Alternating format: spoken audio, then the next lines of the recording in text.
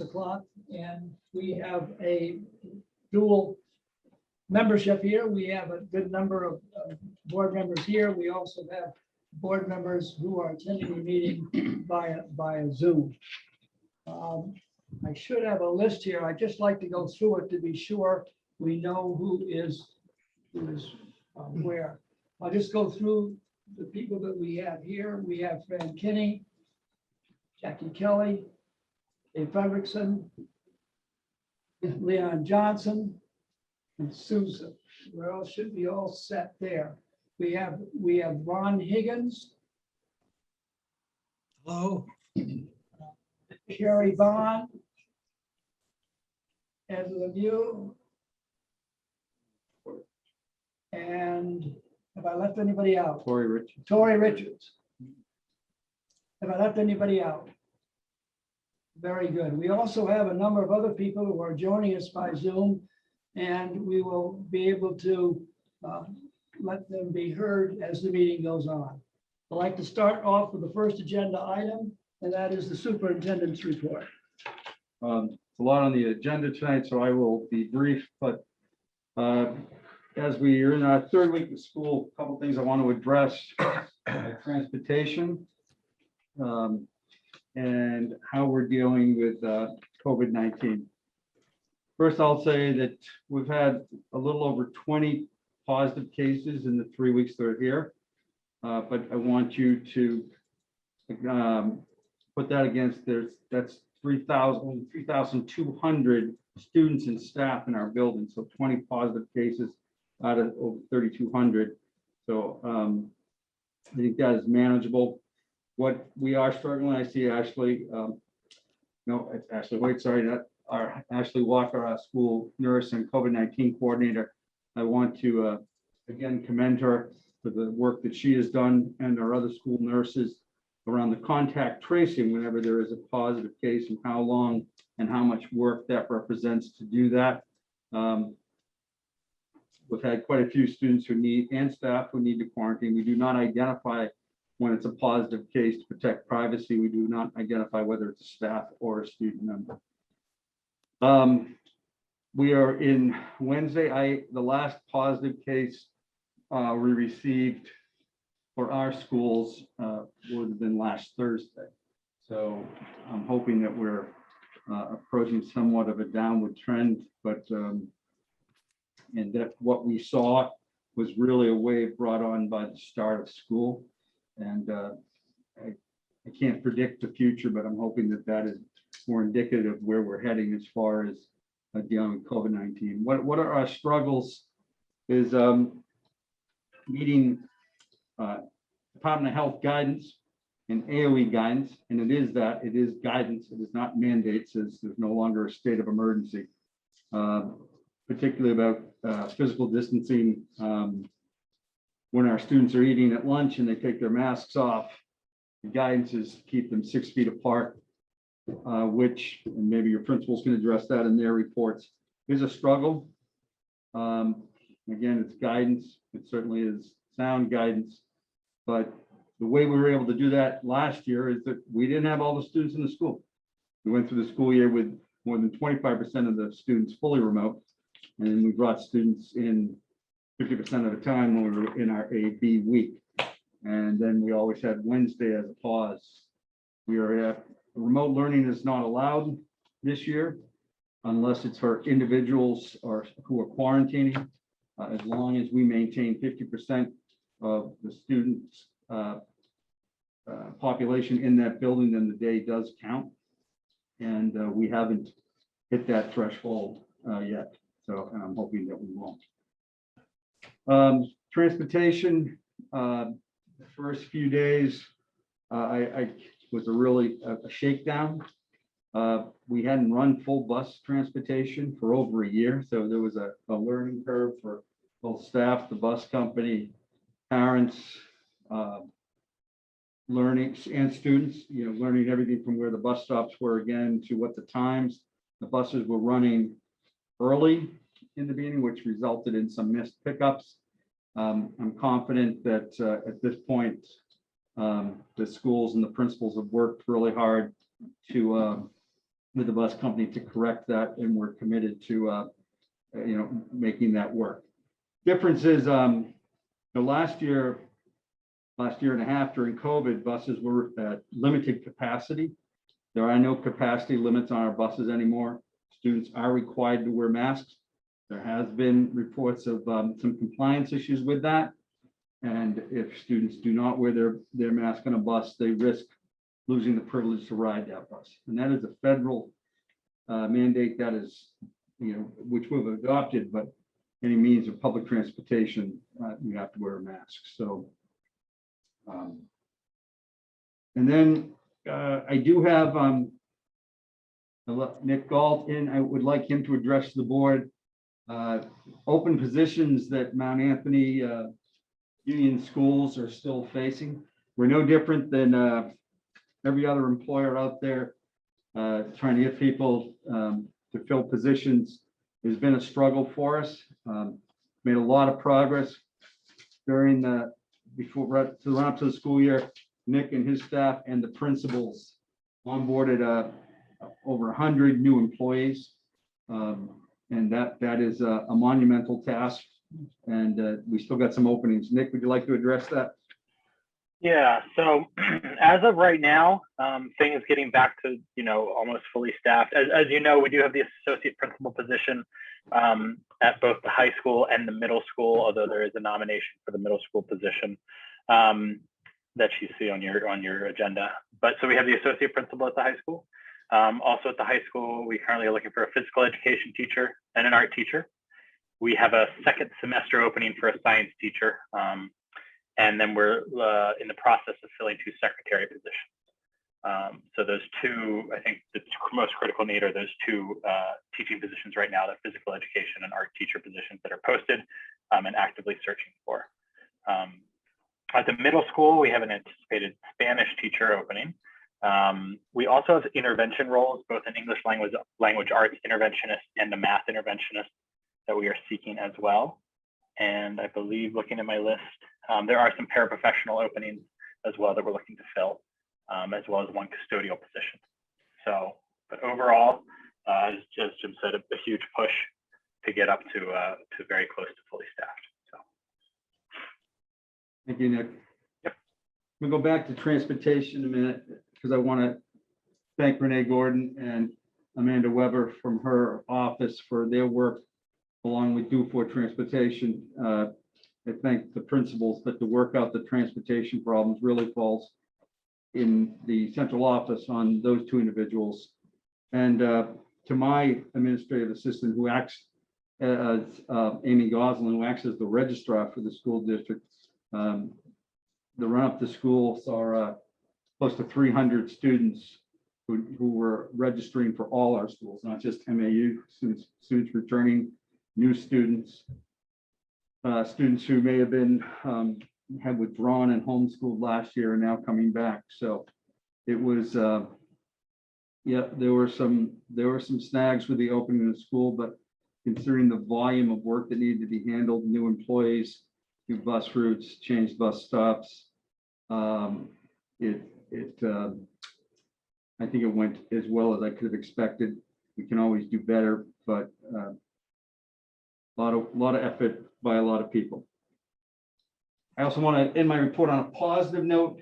There are some great things happening in our district. Our equity speaker series begins tomorrow. I've sent the board members invite if you would like to join that, and that's at 3:30 tomorrow. You need to use your SVSU email to get in so that we acknowledge that you're within our system.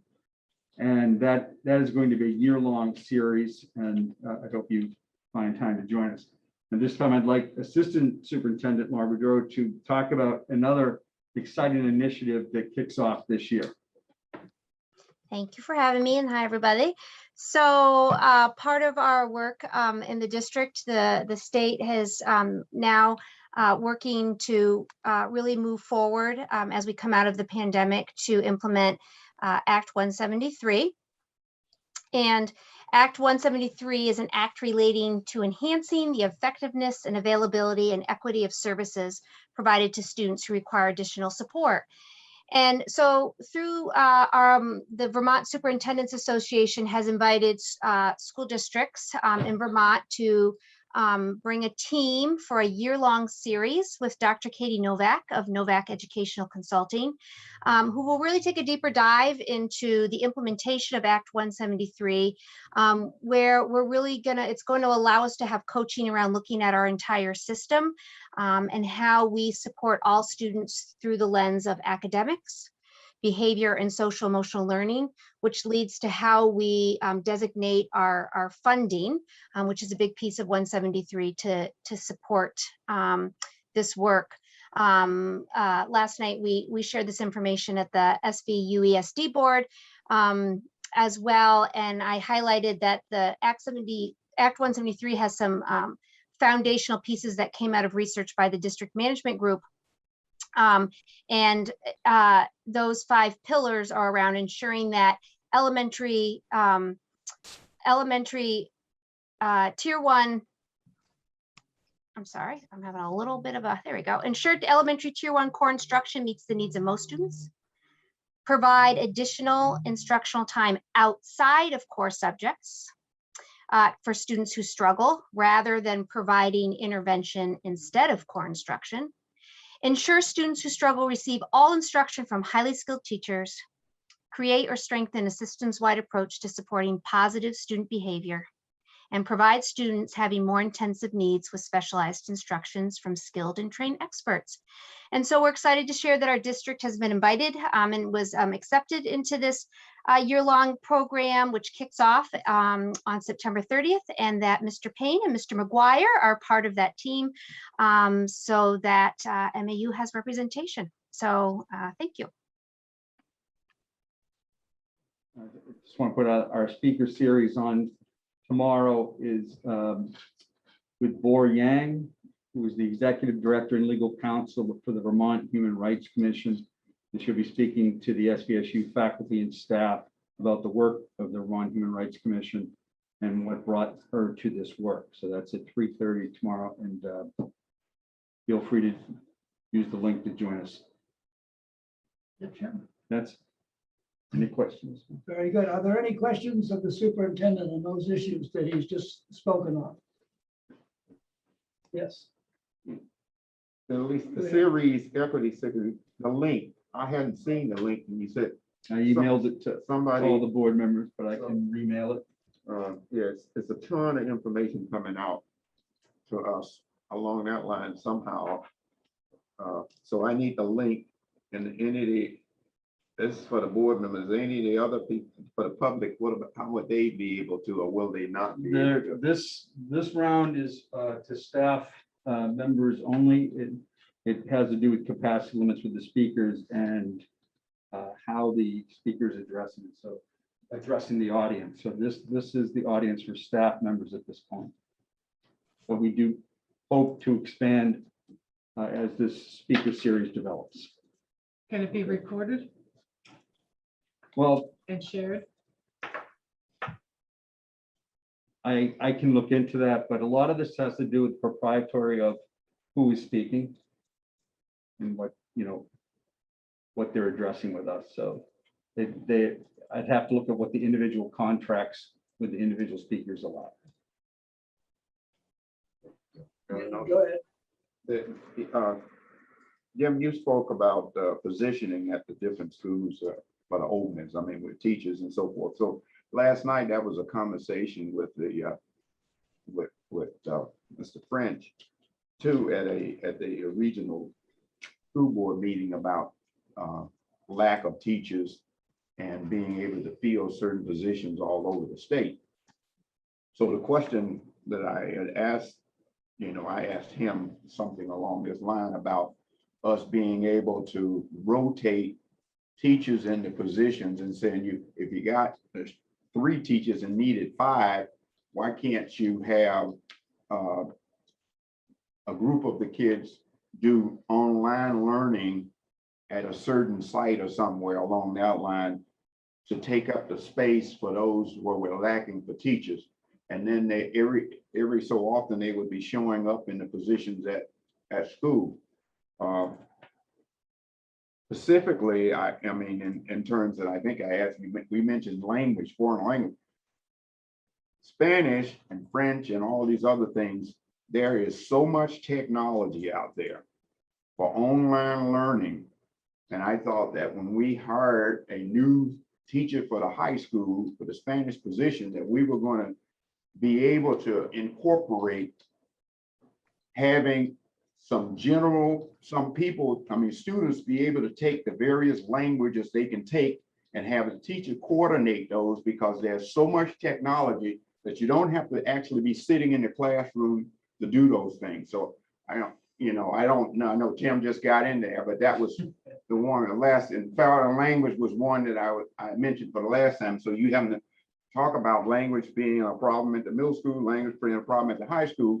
And I'm saying, well, why can't we do some Well, I think online learning stuff? French was one of the ones Yeah, that was brought up, and I think it's only because there's a pocket full of kids who have taken it in the middle school and wanted to take it subsequently in the high school, and have that as an offering, even during the day for their class, perhaps, in another classroom or in a library situation or whatever. The French teacher, so I want to clarify that, retired. And that was before we knew the impact of COVID. It was very early in COVID. We didn't, at that time, we were hearing about this fiscal cliff that was coming. This was before ESSER funds were available.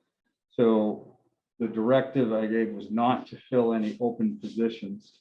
And that was one of those casualties, but it's, there's no reason why that couldn't be filled. Yeah, and I think we should look into it, because the people who were asking for it, and I believe it was in June, at the June meeting, they were very passionate about it, and they had a successful classroom experience in the middle school. And usually kids, who have started it and are running with it, probably could do well online. Well, it is something that certainly is well worth looking into. One of the issues that'll come up later during our meeting is agenda items for the Education Committee. And Carrie Bond, who is chair of that committee, will be talking about that. And maybe one of the things that we can put on the agenda for that committee would be the discussion of online learning, particularly in connection with foreign languages. Are there any other questions for Jim? Leon, are you, any others? and Jim did a good conversation piece when it talked about the lunch rooms. And that was Dan French said that particular part was left open, and that's something all the schools in the district or in the state is talking about. And he left it up to the districts to try to make sure that they fill in that spot. So the kids come in, they said, well, what are we going to do about them for eating? So they left that pretty much up to the districts to look at how they going to manage lunch, because you got to take your mask off to eat, and spacing to be able to do that. And so that's something that Jim mentioned, and I think we seem to be managing it well. And as superintendent, I would have preferred that we got more direct guidance from the Agency of Education, but I do think we're managing, and it's different by every school. There isn't one size fits all. We do have some schools that are have students eating in the classroom to reduce how many are eating in the cafeteria, but then that becomes a supervision issue, because you have staff supervising in the lunchroom who then can't also be supervising in classrooms, and teachers are also to their duty-free lunchtime too. So, But correct me if I'm wrong, haven't we made substantial changes in our HVAC system that would help? we have. Yeah. So it's not like it was a year ago or a year and a half ago. I mean, that was a big chunk of money that went into that, and hopefully it'll improve it. And let's not forget that the population which you were aboard for, most of those students are eligible to be vaccinated. And I should mention that, which one thing I left out of my report, we are in conversations with the associations to mandate vaccination for employees. So I hope that by the end of this month, I will have an MOU to bring to all boards to approve and sign that would require staff to be vaccinated. The union would then have to take it to their membership for approval. I have to commend the leadership of the association for their willingness to work with us on this, and encouraged by that. So I think that we'll have that progress. You know, it's a different story for our elementary schools. It's going to be quite a while before they're eligible for a vaccination, and then the rollout of it, how long, you know, that will take. So I do know, I can't speak to what percentage of our student population 12 and over is vaccinated. I know the target is 80%. I know we have not hit that target, but I encourage everyone who's eligible to get vaccinated to get vaccinated. As long as Leon brought up Dan French and his meeting last night, wasn't that meeting also discussing what would happen to our schools when and if the courts approved monies going to education in religious schools? Yes, there was some conversation concerning private schools, independent schools, those things in terms of how money should be equitably distributed or coming from them in terms of the state for use and so forth. So my question, of course, is how would this impact our high school, our grade schools? Would there be less money in our budgets? I'm not prepared to answer that with any solid backgrounds. You know, I haven't looked at that question, particularly for the middle school and high school. I don't see how that would impact you, other than, you know, I haven't considered that. You do not tuition students to those, so I don't see that having an immediate impact to you or our elementary schools, other than possibly North Bennington. If there are no other questions, then I'd like to, Hi, Tim, sorry. I don't know if you saw my raised hand. okay, I didn't, very good. Is that? Yeah, he's got his hand up. Yeah. Okay, Yeah, so I'm not arguing for or against, just a couple other things to think about, going back to Leon's point about online learning. I think foreign language could be a good candidate for that. I just like a couple of things that I want everyone to think about is just one, obviously I understand we have a dire situation, or if it is a dire situation, we have to fill that box somehow, but I don't want us to fall into the pattern of just checking the box and starting to check boxes with online courses, because speaking from experience, I can say it's not as effective. And the other thing that I'll say about it is that when it comes to foreign languages, for instance, again, I'm not arguing for or against, just things to consider. Is when it comes to foreign language classes, it's not just learning the language. A lot of times there's a lot of nuances that you're not going to get from, like, if they do like a Babbel class or whatever it is that we're talking about, or something similar. There's elements of culture, customs, and courtesies of countries that speak that language. Those are things that, like, the kids would miss out on. So again, I understand, you know, we have a situation right now. Again, just something for everybody to think about. thank you, Norrie. And once again, we can reserve those comments and for a meeting that will be designed to work on that situation, to bring those points that you brought to our attention. So we can go on then to public comments. Are there any public comments? This is Mary Garish. I have a public comment. I'm not sure what your process is. I didn't know whether I should raise my hand or just wait for you to You're call on. me. Thank you. Go ahead. Thank you. I have, first I want to thank Leon for asking the question about the public attending the meetings, such as the presentation, such as the one you're having tomorrow, because I wondered about that myself. And so in the future, I hope some of them will be available for public attendance. But my real sort of questions and comment have to do with the minutes from the last meeting, in which the board went into an executive session. And the justification for that executive session in the motion as recorded in the minutes, I don't know if that's correct or not, says risk of disclosing legal advice. That is not under the Open Meetings Act. One of the reasons I think it's getting confused with risk of being at a disadvantage, like if it's a real estate transaction or something. Now, of course, personnel matters can be subject to executive session.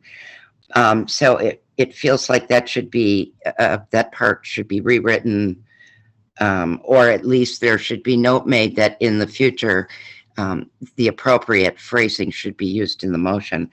Also, as you know, from a couple of years ago, when you have additional people other than board members go into the executive session, and in this case, it says that Boudreaux, Culkeen, Galt, and Atwood were in the executive session.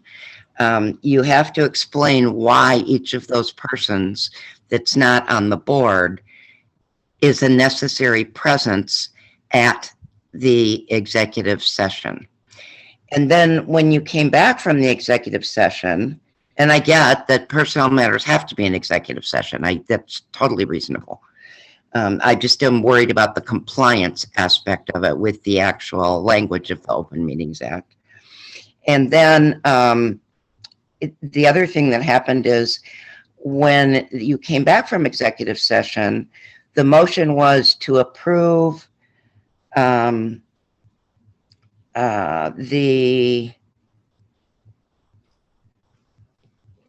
me just approve the separation agreement as prepared.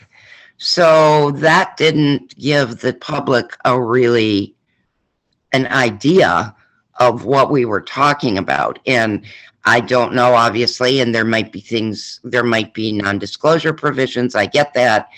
But if there is money involved and it's coming out of the school budget, that's a public issue. And that's one of the issues that the public has a right to know.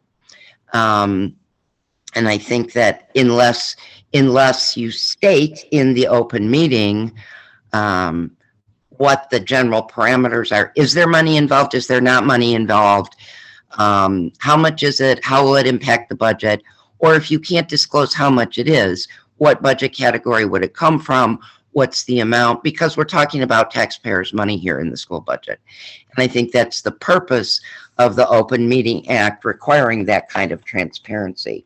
So I wanted to ask if you are going to make those kinds of disclosures at this meeting or next meeting, or if you would prefer that we submit in writing. I mean, we can go through the formal procedure with the Open Meetings Act like we did before with a 10-day written written questions, and you have 10 days to answer and blah, blah, blah. But I just thought it was much more amicable to discuss it here and see if perhaps you would be willing at the next meeting, if you're not prepared at this one, to actually give us that information that was missing out of there. And then to be sure going forward that you do comply with the Open Meetings Act precisely. Thank you very much. Thank you. On matters that involve legal advice, it is the board's policy to seek that advice before we enter into a conversation that would entail areas that we may not be correct in disclosing. So what I will tell you is that we will be in touch with our attorney before the next meeting and be able to respond to your questions at that time. Thank you very much. Very good. Are there any other public comments? Yes, this is Michael Kuzer. Yeah. Hi, thank you. I'm speaking tonight on the track and field project. I am the vice chair of the town energy committee and formerly chair for a couple of years, and I cover. Excuse me Yes. for interrupting. We have a segment, we have an agenda item, the Spinelli Field. And your comments, if they refer or will refer to the Spinelli Field situation that we will be discussing, I think that if you don't mind, we'll wait until we enter that section of the agenda. And then we'll certainly listen to what you have to say. Okay, on the agenda, I thought this was the only time for public comment, so. Yeah. Yeah. Okay, go ahead. I'd say it's my job as a journalist covering energy and clean energy policies in New York and New England. So I'm pretty well informed on that. But more importantly, I have two daughters in the high school. They're in the 9th grade, twins, and one of whom is on the track team. And even as a middle school student, she was, running meets at the high school on the track. And just to see those girls out there in between their events, lying down on what's now natural grass, and I'd prefer to see them on natural grass than on, a artificial surface. And also, I've heard that the NFL Players Association prefers natural turf because they have more injuries, they say, on artificial turf. And just, I think it contradicts the general direction of policy to avoid high energy intensity manufactured processes when possible. And there are other health implications. So I just want to put that on the record. Thank you. Thank you. Are there any other comments? I spoke inappropriately then to deal with Spinelli Field before we get into that discussion by the committee. If not, we will move on then to the Spinelli Field. Go on. Go ahead. I can wait until after, but if you're taking No, comments. no, it's better to do it now. Thank you. All right, so I'm Chad Gordon from Bennington. Most of you know me as a teacher and coach at the school. I just wanted to speak tonight as a coach, as the varsity head football coach. This past summer, we had 2 events that we were able to attend as coaches and players, both on turf facilities, both run by the All-Star Football Camps of Vermont. And one was a 7-on-7 tournament at BVA, which Mount Anthony happened to win. And the other was a week-long camp. Both of these events happened this summer, obviously a lot of rain. Both of these events were able to still occur because of the turf fields. The schools, talking with the executives from Vermont All-Star Football Camps that where these events happen, charge for the use of those facilities anywhere from $50 to $150 per hour for those events. So great revenue for their schools. Each day I was there, excuse me, I spent money in the communities I was visiting. I spent 3 nights in Rutland, went out to dinner each night. They had over 100 campers there. So just as one thing as a coach, as a parent in this district, so putting that hat on, I've had children that aren't involved in sports, but would have or will benefit from a turf complex. Both my students are involved in the arts, music, band, and chorus. With the turf facility, they'll have more opportunities to have increased opportunities to have outside performances. In the past, when they've had band camp, you see the marching band walking around the track, talking with other ADs and coaches throughout the state. Their marching bands use their turf facilities in the spring and the summer to practice on the field with their spacing because it's already lined and they use it. So it's big for those performances. And the last thing, as a teacher, I just want to acknowledge the voice of my students. I've had several students often ask me, what can they do to, make this happen? What can I say? What can I do? Why is it as a lacrosse player, I don't get an opportunity to play here? And I just, think this upgrade helps, those students that don't have a voice, that don't come to these meetings and speak, and really is an equity issue. So all students can use this facility. So thank you for your time. I appreciate it. And I just encourage the board to approve this proposal tonight and let the MAU voters have an opportunity to approve this project. Thank you, Chad. Are there any other people that would like to make a comment on anything, but specifically Spinelli Field proposal? Am I missing anything up here, Jim? I don't see anyone with a hand raised, but if there is someone, you should just speak out. If not, if If not, then we will move on to that general discussion. It's my understanding that Ashley or Mike are going to be leading it. Mike, I see you there. How's this going to be done? Yeah, so I'll do, hey, board members and Tim and everybody. I'll do a quick introduction, and just for people who don't know, who may be, new on.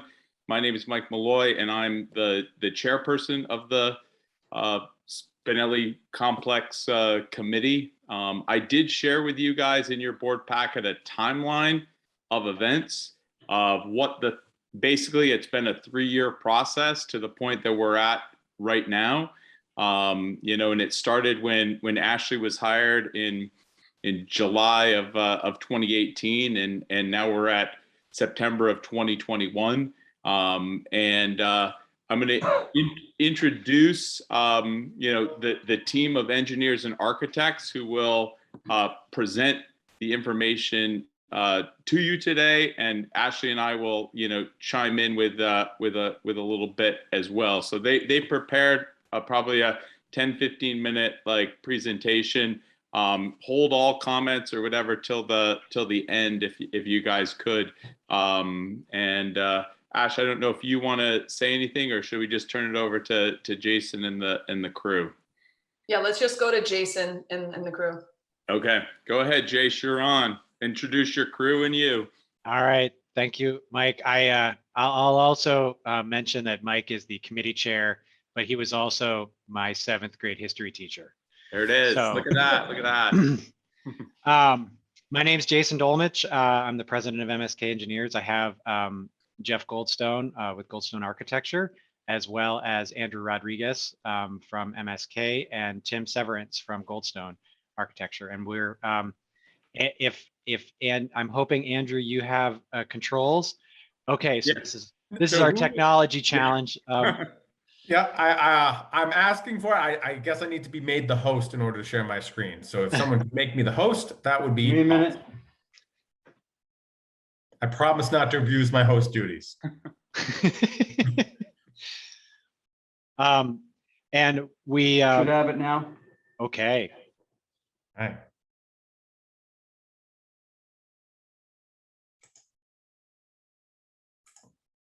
All right. Can everyone see? Good. Awesome. All right, so I've made my presentation.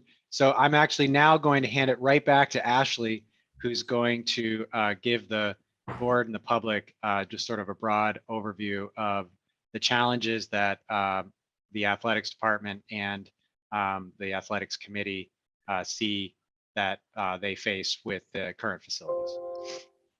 Hi, everyone. Like Jason said, I'm going to just take you through our top 5 reasons why the committee has chosen to go in this direction. I'm basically just going to break it down and explain a little bit of each.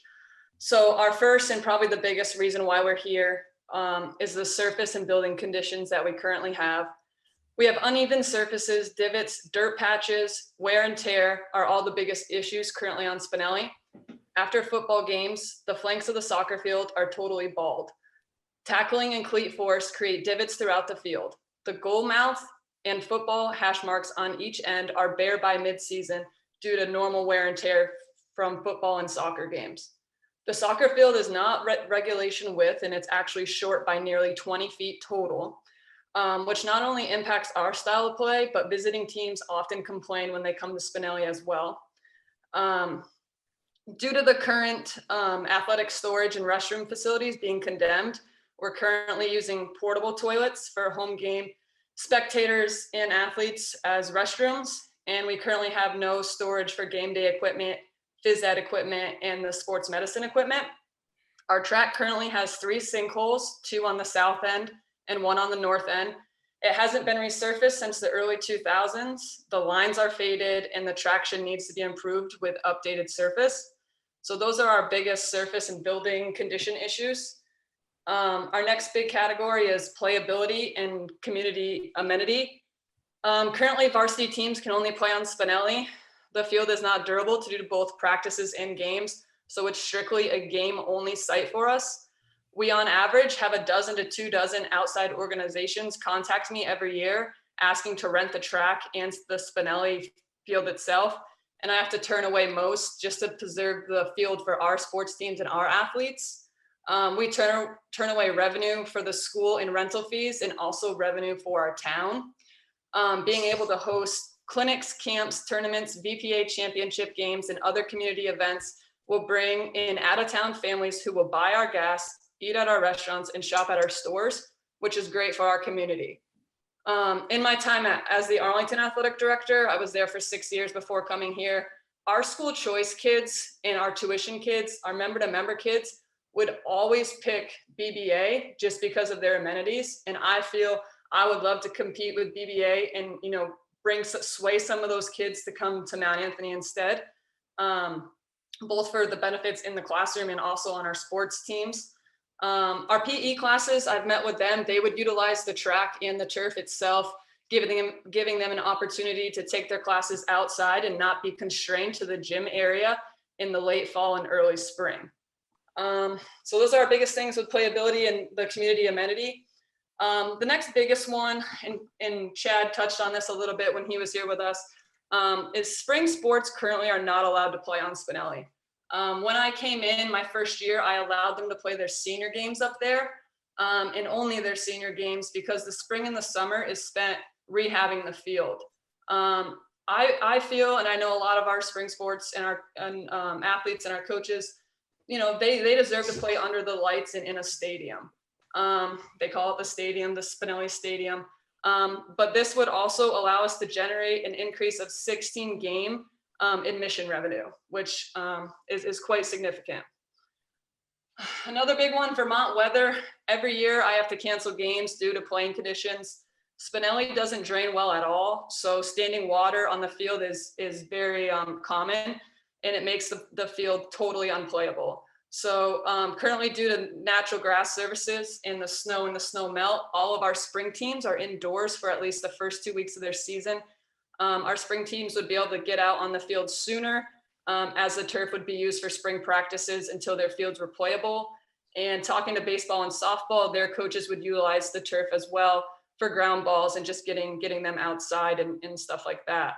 Almost every year we go into our first games, you know, lacrosse, boys and girls lacrosse, and then baseball and softball without more than a couple practices outdoors. And we typically play turf schools. So BBA and Rutland, who are our big SVL rivals, you know, teams like South Burlington and then the Massachusetts school, they all have turf and they've been outside their entire length of their season so far. So we usually start on average 2 weeks behind everyone else. And that does impact the results. Against those same teams later in the season, the second games are always closer, if not a completely different result, once our teams have that opportunity to be practicing on their fields. The last one, another big one is injuries. So every year we have concussions, ankle injuries, and knee injuries. And although the field turf wouldn't totally eliminate those, okay, I'm aware of that, the turf we would like to put in on Spinelli does have a layer of padding to absorb impact, which would improve concussion rates and decreasing everyday injuries. Last season in the regular season soccer finale, we were playing a league school, and a visiting player was making a run towards the center of the field, and he rolled his ankle into a divot, which kept him out for arguably the most important part of your season, which is playoffs. And, you know, that's just not limited to, you know, visiting teams. That happens to our kids all the time as well. So these all too common injuries sustained due to uneven playing surfaces 100% can be eliminated by flat and durable turf surface. In conclusion, you know, I'll just leave you with this. When I started this job in July of 2018, one of the first questions I got, and I was asked by athletes, community members, alumni, coaches, was, you know, when are we going to upgrade Spinelli turf? Will you bring turf to Spinelli? And that question is still one of the most frequently asked questions I get. And I've gone through almost 4 full years here, and I've had a ton of firsthand experience of why these upgrades need to happen. And of course, I'm aware of the cons, but I've spent so many hours investigating, researching, and interacting with ADs who have had field turf and are moving towards field turf. And those positives significantly outweigh those cons. Field turf has evolved tremendously over the last decade, and MSK will get to that in a little bit. But these upgrades, they're not a want, and I think that's important for you to know. They are an absolute need for our athletic teams and just our school community as a whole. And the best part about it is these upgrades can happen without increasing our taxes. I'm a Bennington taxpayer as well. I love that it won't increase my taxes. So I sincerely hope the board can see the need and the positive impact the Spinelli upgrades can have on our school and our community, and allow our community to vote on this project. So that's all I have for you tonight. Thanks for listening to the the athletic general needs and what the committee feels towards the Spinelli upgrades, and I'll obviously be on later for any questions. But I'm going to turn it back now to Jason, I believe. And I'm going to turn it right over to Andrew to present. Oh, no, this is mine. I'm sorry. So our updated review of this feasibility study included a series of evaluations, which looked at track replacement options, as field replacement options with respect to turf. We also reevaluated the multi-use building structure replacement, and then also updated evaluations of permitting requirements, as well as an opinion of probable cost.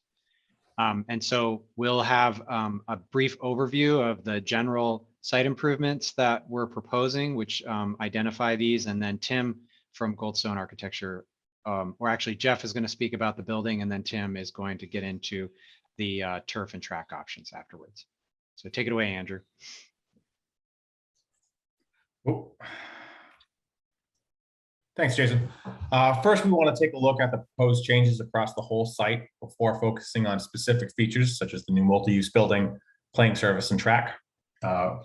Overall, the site will remain much as it is, and we're proposing to reuse many of the existing site features, such as the concession stand, bleachers, light poles, and fencing. New features include the multi-use building, a replaced playing surface, a repaired track, vehicle parking and access, ADA compliant walkways, ramps across the site, a new scoreboard, additional fencing, and improved LED lighting. Finally, the location of the field events has been reconfigured, but otherwise remain the same. As you can see, everything is pretty much how it was before. There's just a little bit of reconfiguring, and we're reusing a lot of these existing features. With that, I'm going to turn it over to Jeff to go into further detail on the multi-use building. Thanks. I make sure my mic's on. Thanks, Andrew. The multi-use building is a replacement for the condemned storage building that Ashley made reference to, and you saw a photograph of earlier, but it really serves a very different purpose to the new Spinelli complex. This will include areas for the physical education storage as well as the sports team storage at the lower level. But in addition to that, this building will serve the field with a real pair of restrooms. Stay on that same slide if you would. The first slide, thank you. But with a pair of restrooms for men and women's restrooms, as well as a family restroom, handicap accessible family restroom off of the field, and drinking fountains as well. Also, the building will be situated on the path up to the field from the parking lot by the baseball stadium. And there'll be a ticket booth built into this building. So it will be within the building. As you walk by the ticket booth, you can purchase your ticket or on the way in.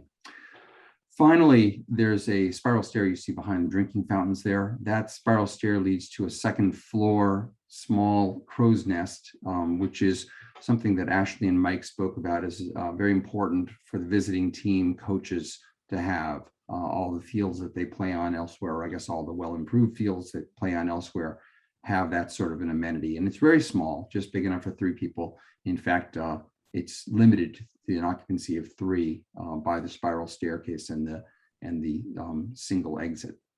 If you go back down to the first floor for just a moment, one of the changes here from the earliest presentation was that when the decision was made to present a turf field rather than a natural grass field, one of the reasons for doing that was to extend the season.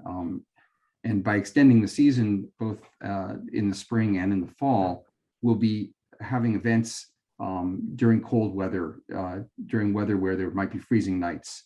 So it was important then that this building not be an uninsulated building where the plumbing would be drained to prevent freezing. Rather, this building is now presented as a heated building, which means an insulated building to meet the Vermont stringent energy codes, and a building that could be used year-round potentially, or at least during all the seasons when the field is in use.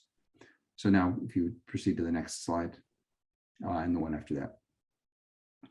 Those are elevations looking towards the sides of the building. You can see how the high side is towards the field, the low side towards the parking area.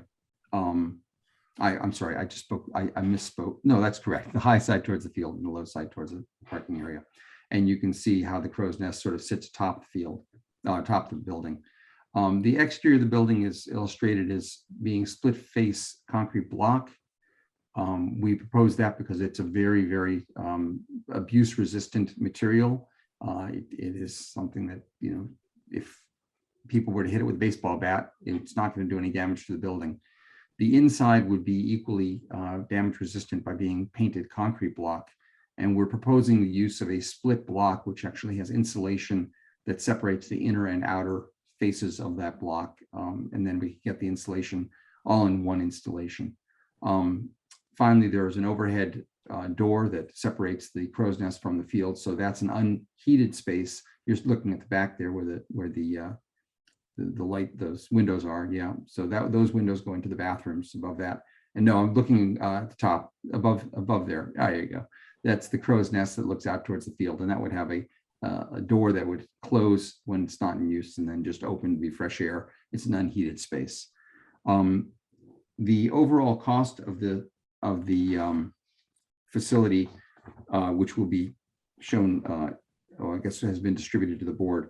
We're looking at approximately, we estimate $253 a square foot, including both the architectural fees and contingency for this building. There's been some redistribution. There were some of the lighting was included in the building number that may have been circulated in the past. So again, I will be available for any questions about the building afterwards, but I'll turn this over to Tim Severance from my office to talk about the field and track recommendations. Great, thank you, Jeff. Good evening, everybody. So to begin, what you see in front of you is the three options for synthetic turf that we've presented to the committee. We came up with these options by doing some research and reaching out to four companies, kind of the largest four companies in the industry, which are Field Turf, Shaw Sports Turf, Sprint Turf, and AstroTurf.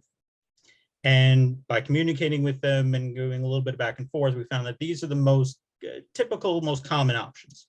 Option one is a turf that's comprised of a dual monofilament, slip filament fiber that's tufted into a backing. That's the images that you see at the very top left there. And I'll get a little bit more into the fibers a little bit later on.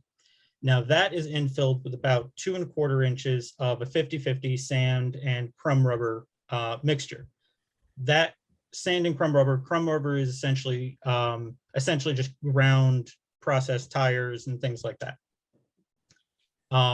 Option two is very similar to option one, except it only includes 2 inches of a 60-40 mix of sand and crumb rubber, and it is installed over a resilient shock pad underneath. So that would go between your very base layer of stone and on top of the field itself. And I'll get into that in a little bit more in a little bit. And that's what Ashley was referring to about including a pad that will help players' health and safety down the road.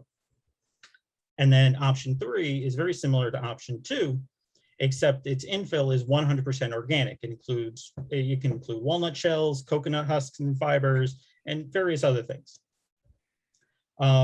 So to delve in a little bit deeper, the fibers that I mentioned, the dual mono and slit filament fibers, they're two different types of fibers. One's very, very thin and flimsy. The other one's a little bit thicker and a little bit more rigid.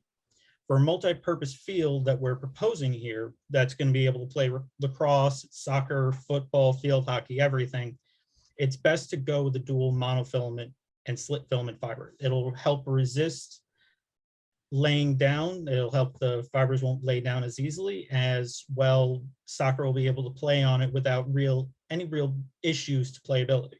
So you won't have any issues with playability there. Moving on to infill. As I mentioned, there's basically in two categories: sand and crumb rubber, or natural infill such as coconut husk and fibers, as Andrew is pointing to right there. That's those middle two images, and they can either be, and they're very coarsely ground and infilled that way. And there are some pros and cons. Sand and crumb rubber has approximate life cycle of approximately 20 to 24 years, and actually can be recycled when the field needs to be resurfaced. So all of the stuff that goes into it can be reused. But as well, it does have a higher heat retention than either a natural field or a field that has an organic infill as well. And there's, of course, the obvious health and safety concern. But with organic fills, they do have a lower heat retention. However, and they're also very durable, and they play a little bit more like a natural surface. But some organic infills have a tendency to absorb water, and in early spring, late fall, they could have a potential to freeze if they're retaining too much water. So that will also hinder playability. And the life cycle of a completely organic field is approximately 10 to 12 years.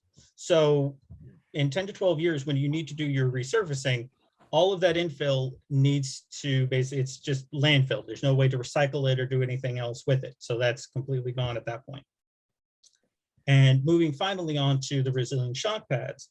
The shock pads are an expanded polypropylene, something like that. A lot of companies, what they're doing now is they're actually taking their turf fibers from fields that they've resurfaced and are actually manufacturing the shock pads. And the shock pads help to create a less hard field. So when players and committees and everything, when they measure the hardness of a surface, they use what's called the Gmax, and that essentially quantifies the hardness of a field. Now, hardness of about, or a Gmax of approximately 200 is considered unsafe for players. And that's why the Synthetic Turf Council created kind of a baseline of 165 for Gmax. And there was a study that was done a few years ago that compared if a shock pad actually did help the Gmax, help reduce the Gmax. And at the time, the Gmax that was being recorded was about 187 for a field alone. But with the inclusion of a shock pad underneath, your Gmax was reduced to about 90 to 125, which is more like a natural playing field. So it gives you a little bit more spring, it gives you a little bit more protection for the players, and not just for impacts for falls and things like that, but it also helps for lower limb and extremities like that. It's not as hard of a surface, so it helps protect players long term. And I believe that is it for the turfs. Thank you, Andrew. So getting to track resurfacing. The same for track resurfacing. We reached out to several companies, namely Binen and Craftco. Craftco actually came out to the site and walked it, and that's how we discovered some of the pits and some of the deformation in the existing track, and that the existing track is a latex track. The tracks that we are proposing are all urethane based. Cape and Island Tennis and Track and ATT Sports are also two that we've reached out to. And in conversations with them, these are the most typical options you'd find for kind of a high school track. All of these tracks are installed on top of either a concrete or an asphalt base. And on top of that, they all have a layer of SBR rubber. SBR rubber is a synthetic rubber that is used for tires. And all the rubber here is all post-consumer recycled material. And so all of the tracks have a base layer of rubber. The difference is how they're sealed and how they're coated. Option one has a kind of semi-permeable polyurethane spray that will allow some water through. And so that will be able to seep down into your asphalt base. Option B is similar, but it is a completely waterproof, non-permeable spray that will not prevent that will prevent, I should say, all water from getting through. However, the downside of option B is that water can sit on it, can cause mildew, it can become very slippery. So it's not a very good choice, especially when paired with a synthetic turf field. And then you have option C. Option C is kind of the best of both worlds. It is coated in a non-permeable spray as option B, but it is coated on top with a extra additional layer of rubber that creates an additional wear layer. It creates an additional area surface traction, which is going to be phenomenal for the students and for anybody really running on there. And it will additionally help protect the surface below. And option C, option A as well, but more option C pairs very well with the synthetic turf field. And that's one of the reasons that our recommendation to the committee and to the board has been for either option A or option C when compared or when paired with a synthetic turf field. And then I believe that is it for this slide. And this is essentially our cost estimate, breaking down the cost of each option for synthetic turf and for the athletic track surfacing systems, both for the D zones and for the track itself. So you can kind of see the baseline option 2 for the track is our recommendation to the committee and to the board, as well as for the athletic track surfacing system, our recommendation is option C, and those are our baselines. So you can see if you were to choose different options, what the cost implication would be. And at the very bottom, that chart is the entire resurfacing of the track, of the field and everything. And whether you go with option 2, option C, or another one, you can see what the price variance would be for each. And I believe that's it for me. And I believe it's Jason or Ashley.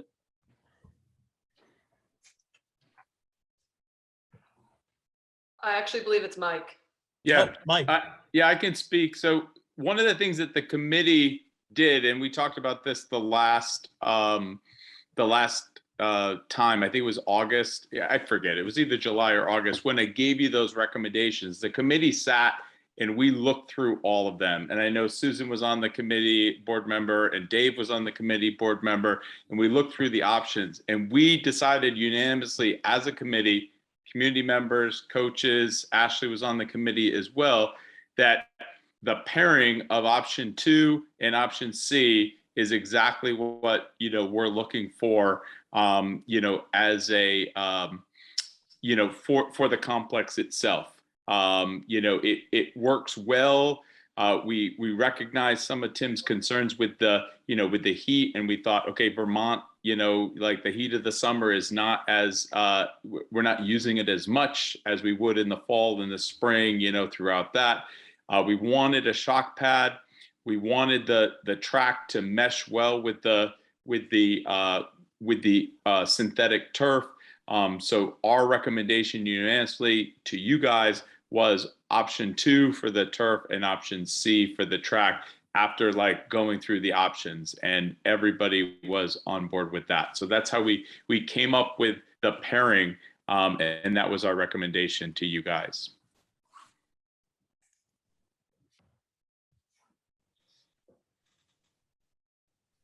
And then I think, Jason, are you taking us home with the last page? So I'll just broadly speaking, we broke the overall cost estimate for people into project cost estimates into the track repair, turf system, the multi-use building, and then the additional site features that Andrew spoke about with respect to the ADA, access, fencing, bleacher installation, as well as LED lights. So we broke those into the miscellaneous site features. So I believe Renee is going to speak a little bit about how this number is going to impact the voters, but this is essentially how we've arrived at the approximate $3.5 million estimate for the proposed improvements for this project. And I think, Renee, if you're present, I'll hand it over to you, and you can speak before we take questions and comments. I think you can speak a little bit about how this will impact the tax base. Sure. There were a couple of things I think that ended up in the board packet. And so I just want to explain the current financial situation and what we're looking at in the next few years. This year, we have $638,000 in our budget to cover current bonds and interest costs that are associated with the construction of the middle school. So there are 3 bonds, and over the course of the next several years, all of those bonds will actually be paid off. So again, this year in our budget, we have $638,000, just a little over that. Because that first bond is going to cycle off, next year we're looking at $281,000 that we've already committed to. So the estimates that we got from the bond bank for a $3.5 million bond for 12 years, the bond payment, the base is going to be just under $300,000 plus your associated interest costs. So comparatively, it's going to be a slight reduction of what we have in this year's budget, just a little over $7,000. And again, these numbers are estimates, right? We won't know what the actual financing will be until we have the voters vote. If they support it, then we've got to apply for the bonds. And then depending upon what the market looks like and the interest rates at that time, but they've been relatively stable for the past several months. The reports have been from the bond bank. And then the 15-year option, your base, your principal payment is about $233,000. So that would be about a $58,000 reduction to what we have in this year's budget. So all things being said, the timing of this works like, we're having bond cycle off, and then it could potentially kind of roll right back in with a relatively minimal impact to the budget as far as bonds go.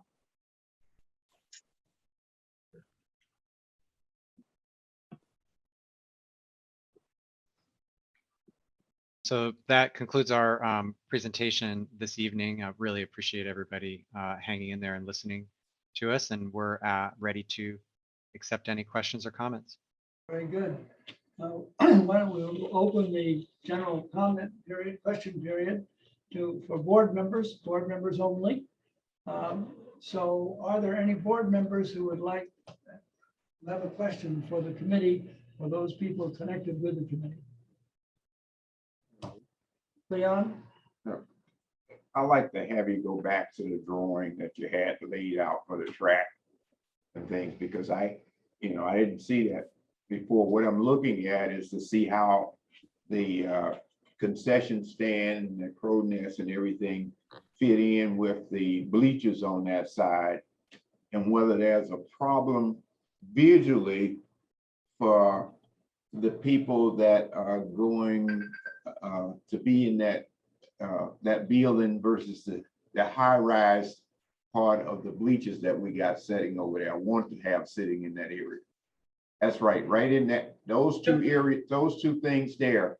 I couldn't tell how well they mesh together, and so I'm asking you to comment on the visuality of those two in relation to the use of the nest area, and then the people that are going to be sitting in the bleachers before. So Leon, I can speak on just, and then somebody else can chime in as well, but I do know the bleachers where they are right now is not where those bleachers are staying. Those bleachers are going to move outside the fence line and be put beside the building. That's going to allow the soccer field to be widened.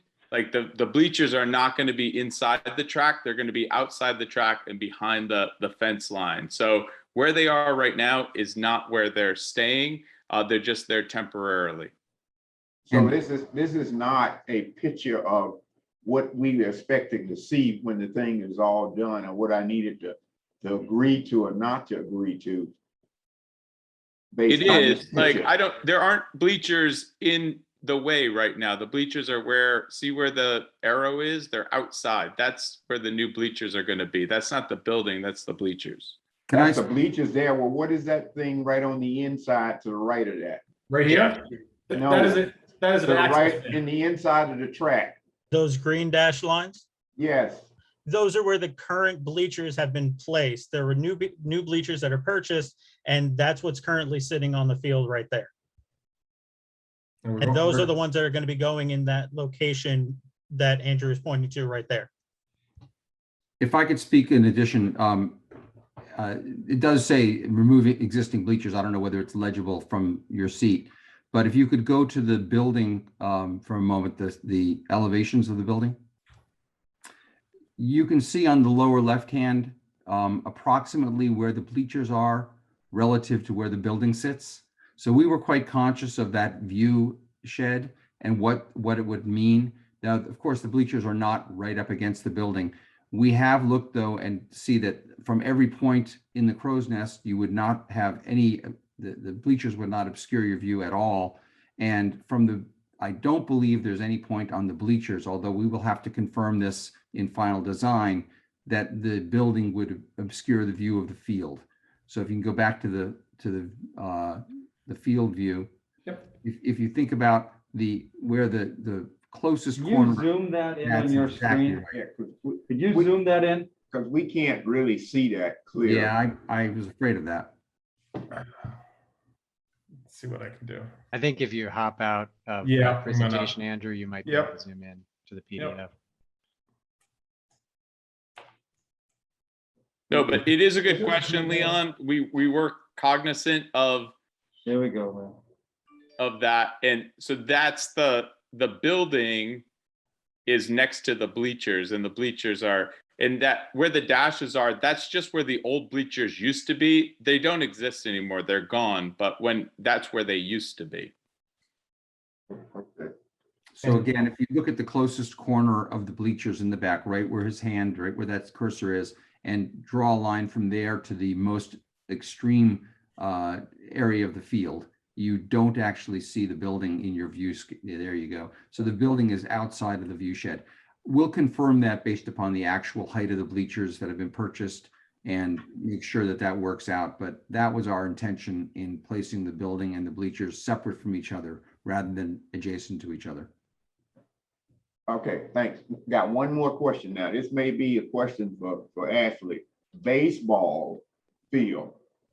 When they having a baseball game, there's numerous of balls coming from the baseball field right into the bleachers where they currently are and hitting the red building.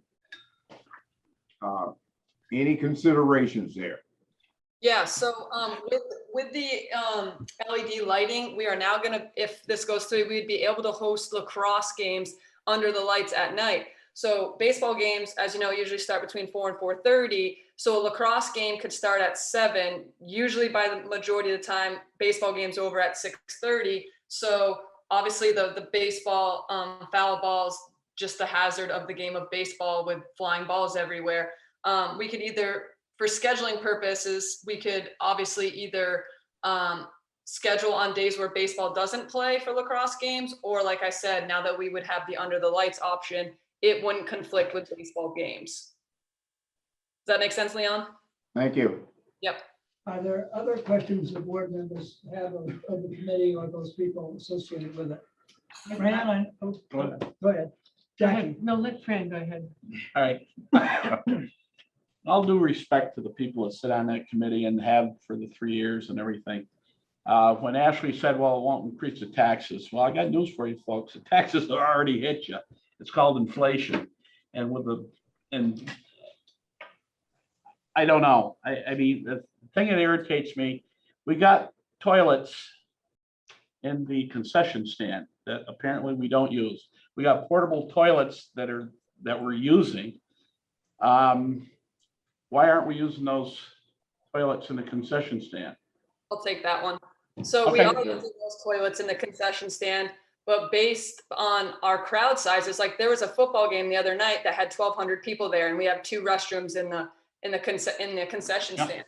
So based on our numbers, and on top of that, wheelchairs aren't accessible through the booster club. So they have to go through crushed stone to get up there. That's a struggle as well. So based on the crowd size we're getting, we don't have enough restrooms right now at all. And I mean, maybe this is just me, but I don't think porta potties are a viable option. They're just not a great option for people driving 3.5 hours down to St. Johnsbury, and we're giving them a porta potty. And same with our athletes in our community. So the restroom situation is a serious situation, especially the fact that on the visitor side, we don't have ADA compliant restrooms. And so, okay, and the toilets in the storage building. Now it's $384,000. That cannot be cut in any other way. That's $384,000, which I think is ridiculous, but that's my opinion. And again, I know committee members put a lot of work into this, but you know, when you added the crow's nest, it went from 325 to, or 370, yeah, 325 to 384,000. That's a hell of an expensive crow's nest. But anyway, can somebody explain that to me? And why it's so damn expensive? I mean, you can build a building cheaper than that. I'll just take you through the necessity of the crow's nest. So if you've been to the field lately, you'll notice, I think it must have been, I don't know, it was my first year, the new press box got put up there. That press box isn't even close to being adequate for what we need. So when you go to a football game, you are supposed to provide the away team a place to film. Currently, we give them a spot on the bleacher and that's it. Also, we have film cameras, we have scoreboard operator, and we have a announcer. There's just not adequate space. So we needed to create a space for those people. So Jeff, if you want to go in to the specifics on, you know, the cost of that building, I mean, it's kind of where you would fall. Sure, I can speak to it without getting into the nitty gritty detail. I do want to correct the number a little bit. There was in the earlier 384 some there was a small double dip, and there was also some things that belonged in the on-site features. And so we're listing now at 354. I'm not sure that that changes your opinion of the value, but the crow's nest was a major addition. The other one, though, and it was actually probably more substantial, is the heating of the building. And it is absolutely true. The building does not need to be heated. There's no code that says it has to be heated. The reason for suggesting that the building should be heated is simply to allow it to be used during all the seasons that the field will now be able to be used. So by heating the building, it also puts us into an energy code compliant building. The Vermont energy codes are quite stringent. They require us to have obviously walls, foundations, as well as the roof well insulated. And that's where a large part of the increase in costs took place. And as I mentioned when I gave the presentation initially, the 354, like these other numbers, do include some contingencies because we don't know precisely when the buildings we built, and anybody who's in the building world knows that right now materials as well as labor are have skyrocketed in the last couple of years. So I think that responds, I believe, to the questions you specifically asked, but if you have more, I'm happy to talk about it. Yeah. Okay. Jackie? Yeah, so my question, and this is new to me, I didn't know that you took in revenue for these games. And then when a visiting team or another team comes and asks to use the field, you also take in revenue. Is this revenue turned over to the SVSU, or is this revenue kept as a booster fund? I mean, if we're going to the expense of putting up a lot of money into this building and this field, and then kind of farming it out for visitors, I would imagine that I would expect that this money would be turned over to refurbish the field. Yeah, so I can answer that as well. So we do charge admission for for in athletics right now, currently for both soccer, boys and girls soccer, and we also do football in the fall. And then in the winter, we do wrestling and basketball. And then in the spring, should this happen, we would be able to charge for boys and girls lacrosse, which on average in a regular season, they have 8 home games each, plus playoffs. So currently right now, with the revenue from soccer, football, basketball, and wrestling, that does go to central office. So I send that over to central office. It is not booster money. That money, like I said, goes to central office. I don't know if Renee wants to speak on that, but it does not go to the booster club. It does not go, into an activity account. It doesn't do anything like that. So Renee, if you want to touch on that, you're more than welcome. Before she touches on it, I just wanted to know, and this is also for the public to know, because every year you have to do maintenance on this field. So the maintenance is, let's say, $10,000, correct? And so, or more. So would the revenue that you take in apply to the maintenance? In other words, can it be earmarked for that purpose? Hi, this is Renee. We budget annually about $40,000 in revenue for gate receipts. And I think the last time we actually had a full season before COVID hit, I think we brought in over $42,000. So, and that's only the sports that Ashley mentioned. So with expanding, to being able to charge for spring sports, I would anticipate that would probably more than cover what the maintenance costs would be. Plus, we wouldn't be mowing anymore, so we would just be shifting some of those resources, I would expect.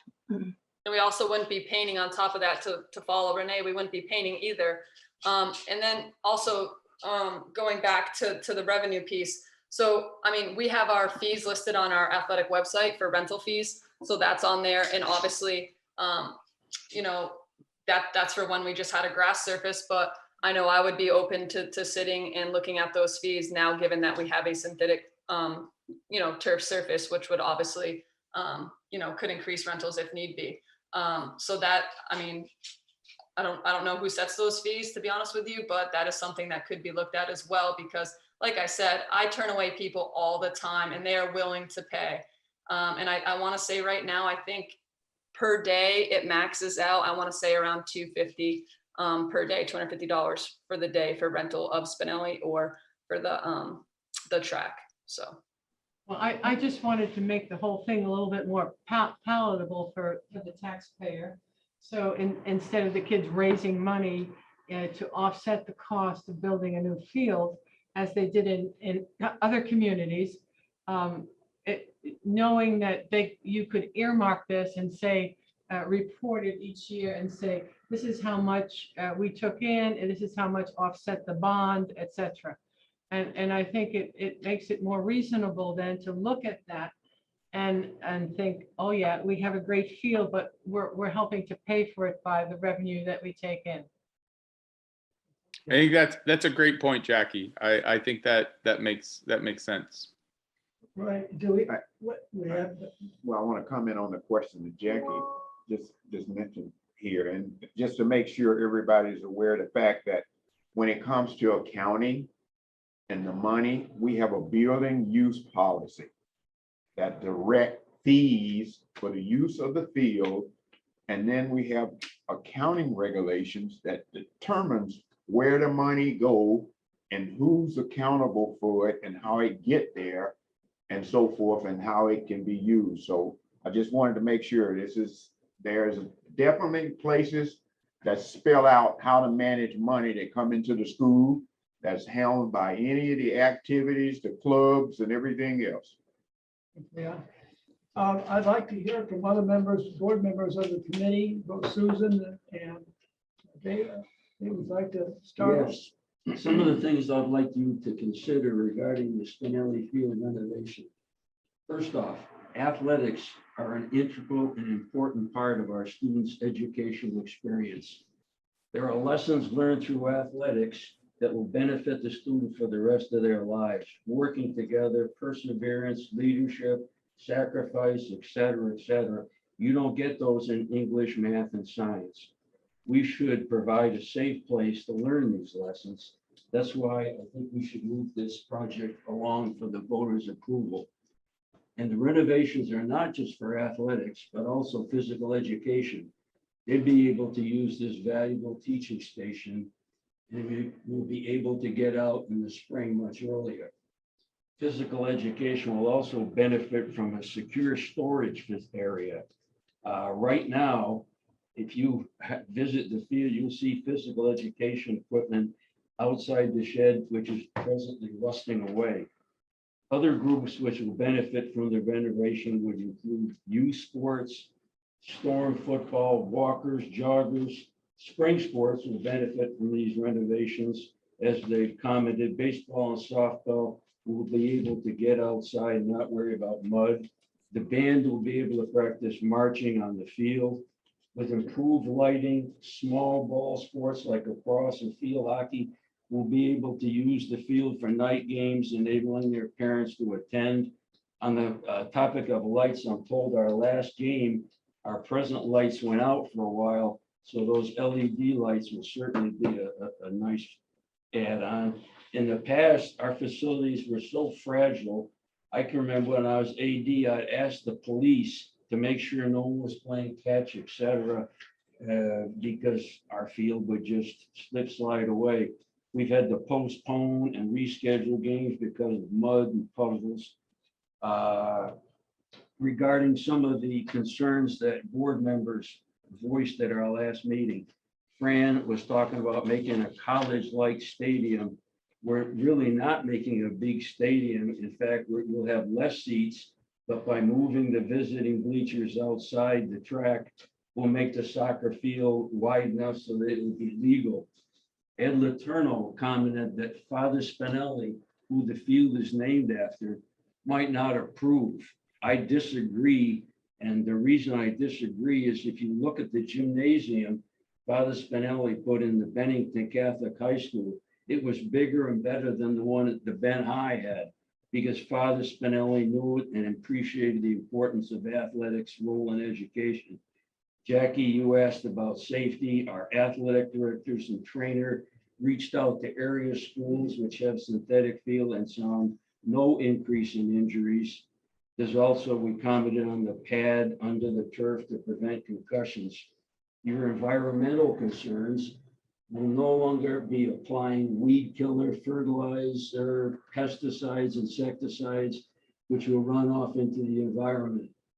Mary Morrissey justifiably commented on increase in taxes. Renee has said this project will not increase our taxes. I'm also told that the Zimian Memorial and the other plaques and stones will stay on the field. So I guess let's send this project to the voters so we can continue to give our students a good facility. You could just think of this as a renovation of a classroom that teaches a lot of valuable lessons. Thank you, Dave, very much. Susan, would you like to make a comment? He's a tough act to follow, so I'm not nearly as prepared, but I'm going to speak from the heart. I'm going to speak as a parent of a lacrosse player, okay? So many games postponed, canceled. My daughter was a goalie and nearly drowned in the goalpost because it's just a big mud hole. So there is that aspect of it too. I think that our lacrosse players will be safer in the long run too if they don't have to practice or play on the vets field. The last thing I want to comment on is the competition level. Because I agree with everything that Dave said about the camaraderie of sports and education, but we can't compete on the same level as other schools can when it comes to small ball, especially sports, lacrosse, soccer, balls on fields, grass turf, than they do on turf. And so we have to stay competitive with the rest of the schools. So I hope that the people of Bennington also see. And one more comment, I had no idea that that shed was condemned, and we should be embarrassed as a community that we have a condemned building in our sports arena. That's all I have to say. Mike, Fran, you want? Yeah.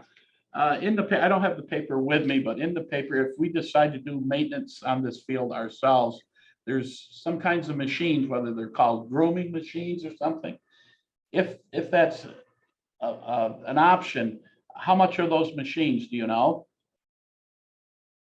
I don't know, and I do think, Fran, I think the question would be based on what turf company that we select. There are turf companies that we could choose a contract with that would come and do the maintenance. I know Burton currently has a company that comes every year and does the maintenance. They just do like a little rolling, like it's not a very big machine. They just kind of will roll, and then once a year. You know what that cost would be per year?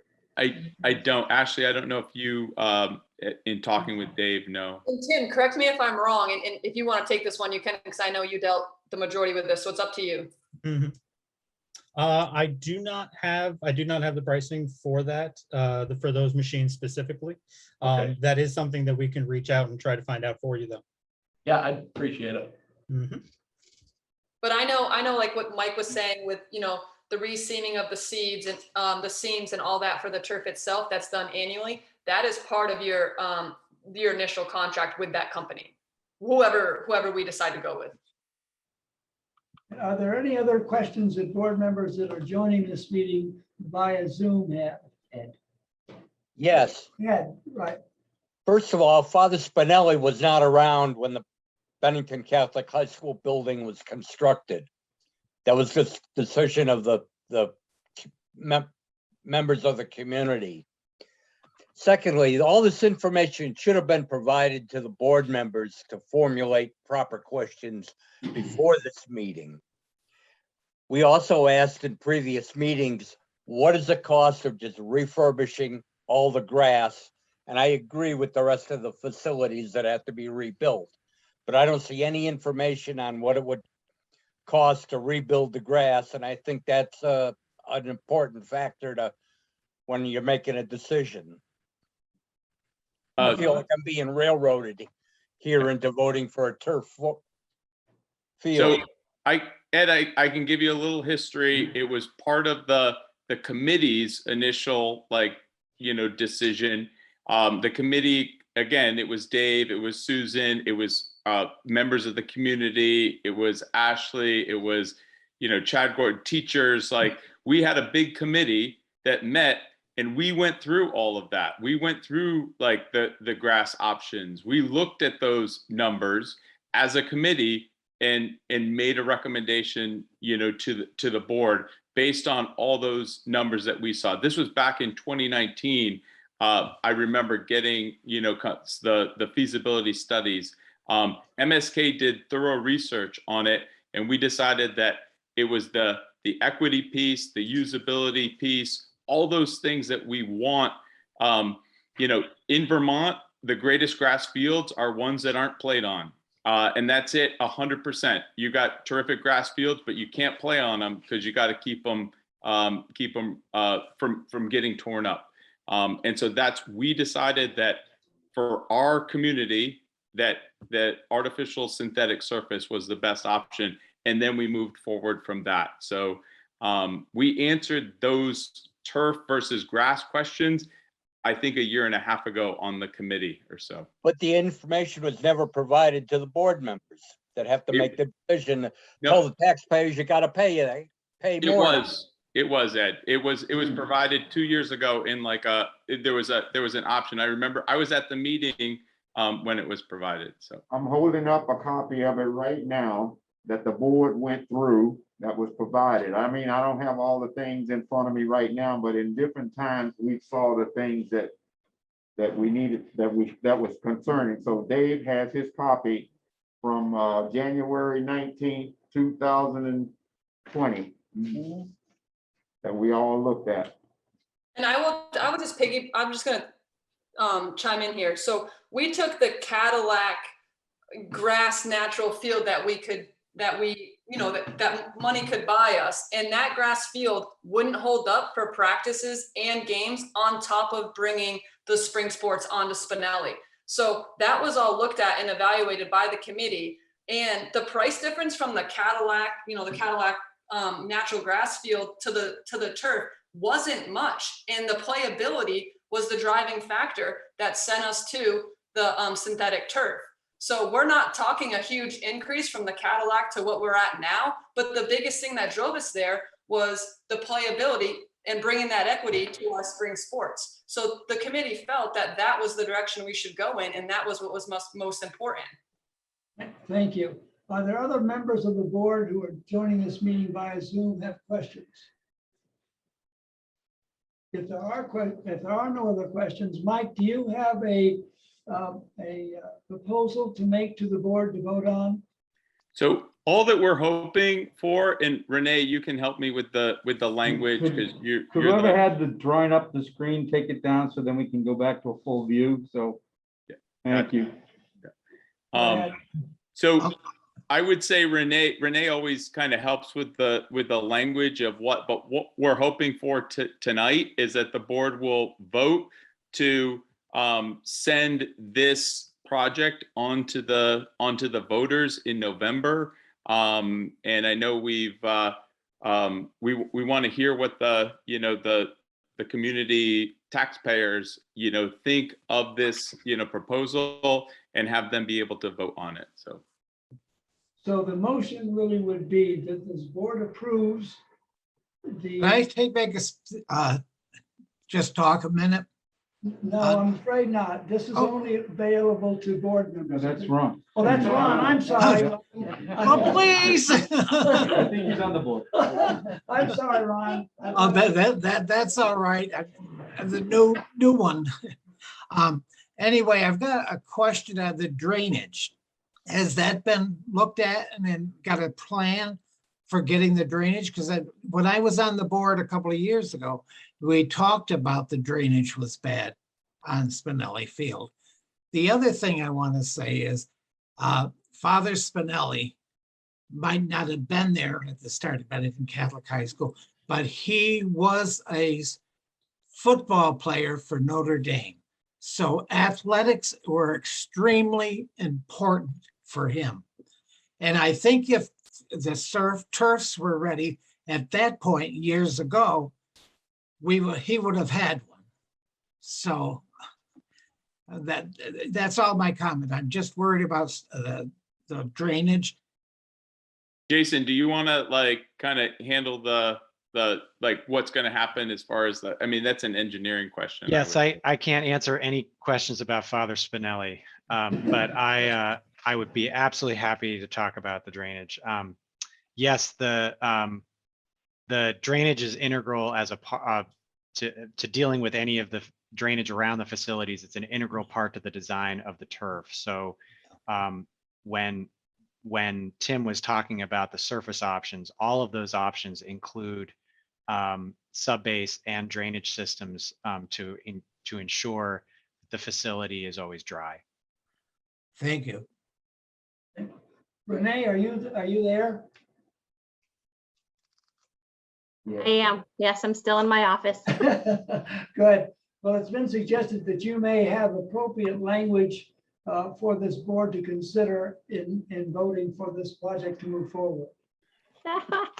Wasn't really prepared, so I'm kind of winging it. So I think what we really, if the board, is to take a vote, what we're looking for is we need to, number one, we need to engage legal to develop the language that's going to be necessary for a public vote. And then also authorize us to go ahead and move forward with that vote, which is we'll have to reconvene again because the board is going to have to actually sign a warning. So we'll be working, with the towns to make sure that we're able to get polls open or piggyback on them when the polls are going to be open. So we're basically, I guess, just looking again for authorization to engage legal to develop that, the language that we need to put the public vote out, and then we'll bring that back to the board for formal acceptance, probably at the next meeting if we can turn it around that quickly.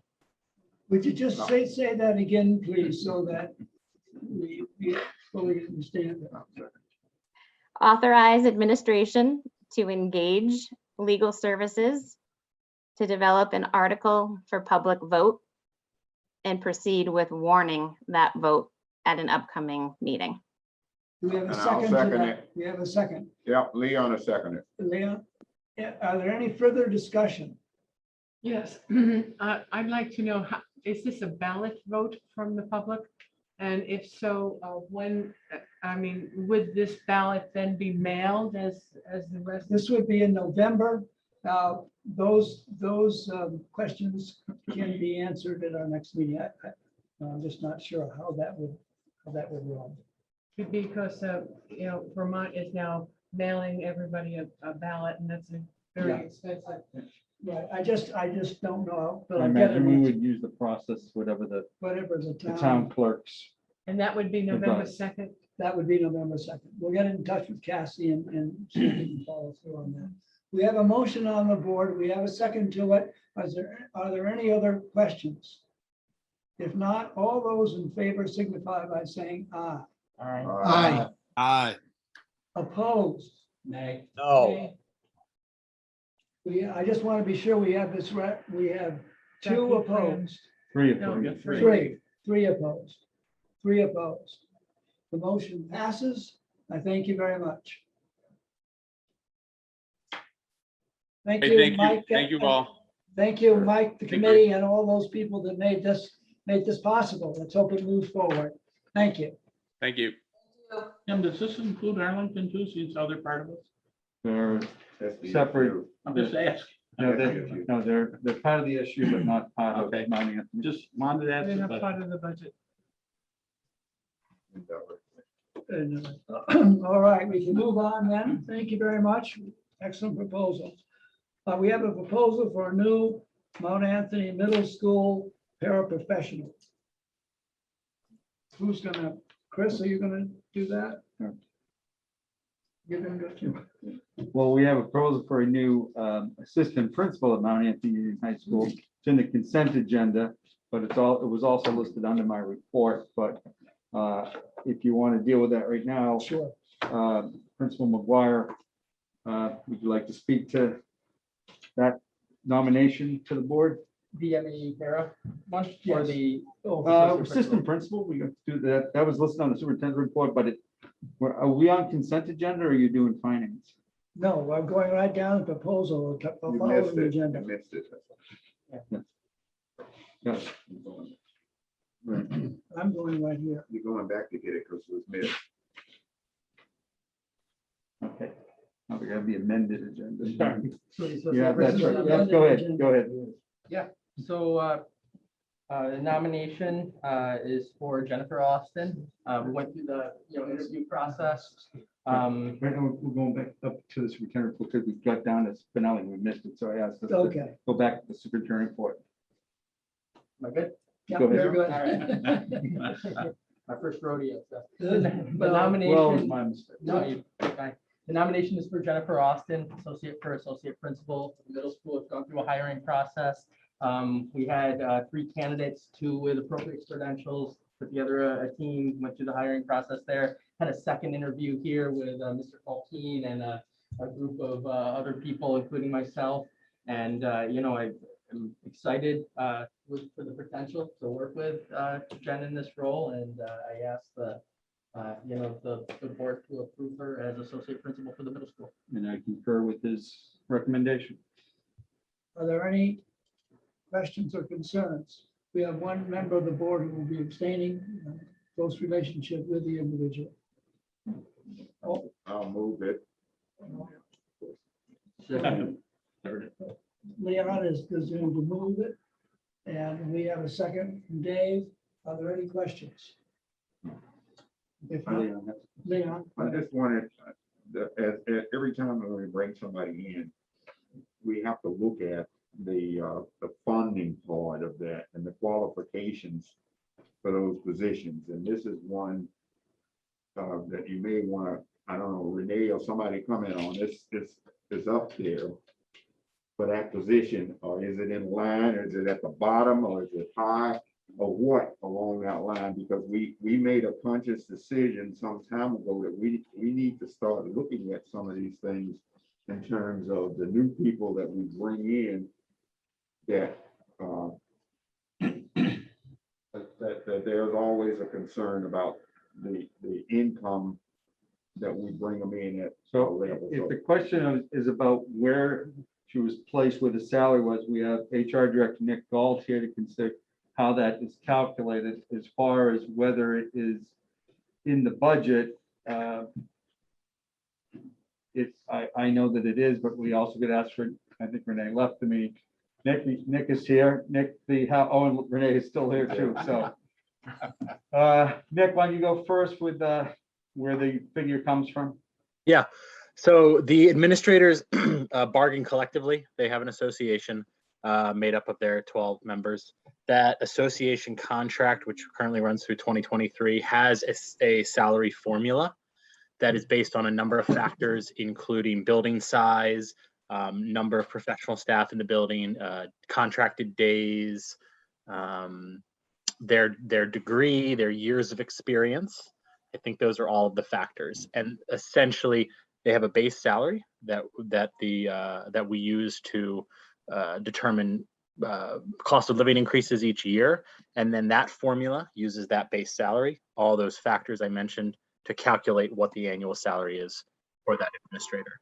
So the salary on the nomination form you see for Jen Austin is a product of that calculator. And in fact, we really don't have any say or determination in what that salary comes out to, similar to how we place a teacher on their salary schedule. It's based on the factors established in that contract. And Renee, could you address the question whether there are sufficient funds in that line item for that salary? There is, yes. Thank you. The third part of that question was, where are we in the position for that? You know, I'm saying, we had somebody in a position, and then we put somebody else in the position, and then the fact, what I wanted to do is make sure I get an understanding of where we are with that position pay compared to other position pays in that position. I understand all the part about the contract because I helped negotiate it with Tim with it and so forth and all those things. But what I wanted to do, or what I said, was that we were making a conscious effort to make sure we looked at what we were bringing in and that impact on the taxpayers. And so what I'm saying is, what impact is this? Is it up or down? Is this more than what we were with? And I don't know what the previous or whatever, you can say up or down or. Renee, I would estimate that this is lower than what the line item was. Agreed. Yeah. Okay, that's what I want to know. I want that to go out to the people and say, hey, we brought somebody in and it came in lower than what the line item and whatever it was, and it won't be any problem. Okay, any other questions? We have a motion on the floor. All those in favor signify by saying aye. Aye. Opposed? Abstentions? One abstain. Very good. All right, let me be Thank you, sure. Board. Now we want to go down to the proposal for the Yes, paraprofessional. yep. Okay, Chris, you want to do that? Absolutely, yeah. So the proposal is, about taking on, obviously, under the MAU budget, the position. They're already working currently in the building under the SDSU budget. The reason for it is the role that I'd like to see this person play in the building is a behavior support role in the student support room, which on any given day can have 20 to 40 students visit it possibly. There's the intention is to get students back, when they're having some difficulties in class, to intervene, do a little bit of reflection and processing and get them back to class so they can be learning. And I can't use this person in that role currently because they need to be attached, for time samples and for reimbursement and funding. They need to be attached to a service page on a student's individual education plan, currently under the budget that they're in. And so taking the person on under the MAU budget would allow us to use them in this support role, which there's a huge need in the building right now to have someone in this role to support students, especially in the time we're in now, where students are really struggling with getting back in the groove of doing school. Being students. Of being students, correct. And So that's my request. And the money for this is coming from where? It isn't the budget either. Is that correct? Yep, that's correct. Renee, could you help me with that slightly? Yeah, so we'll have to piece it probably from a couple of different sources because it wasn't something that we had specifically budgeted. But because we had our summer programs run and they were funded through some of the federal money that we've gotten because of the pandemic, we had locally funded money to support a summer program. So that did not get spent. So we can use some of that funding. And then I think our after school programming is going to be a little slow to get started too. So I think between those kind of two different sources, we'll be able to cover that. And then should the need continue once we get into budget season, this fall, then we'll work it into the budget. So it's there going forward. And Renee, in our conversations, I'm correct in saying that we certainly wouldn't be exhausting that funding source. Yep. So may I ask a question? Sure. So is this like a timeout room or how long would a student spend in this We wouldn't room? use that term, but it's more someone will be working with restorative practice, which is the terminology we prefer to use, and to help redirect that student. Right, and how long would students spend in this room? The intention is until they're ready to return to class. So the intention is to have them come out of class and in hopes of getting them back to that very class that they came out of. These are not more egregious behaviors, a fist fight or anything like that. This is, your general work refusal and things like that. So the intention is to have them come out, work with someone in this space, which would be the position I'm requesting, and then we have a specific processing sheet with the students able to do some reflection work.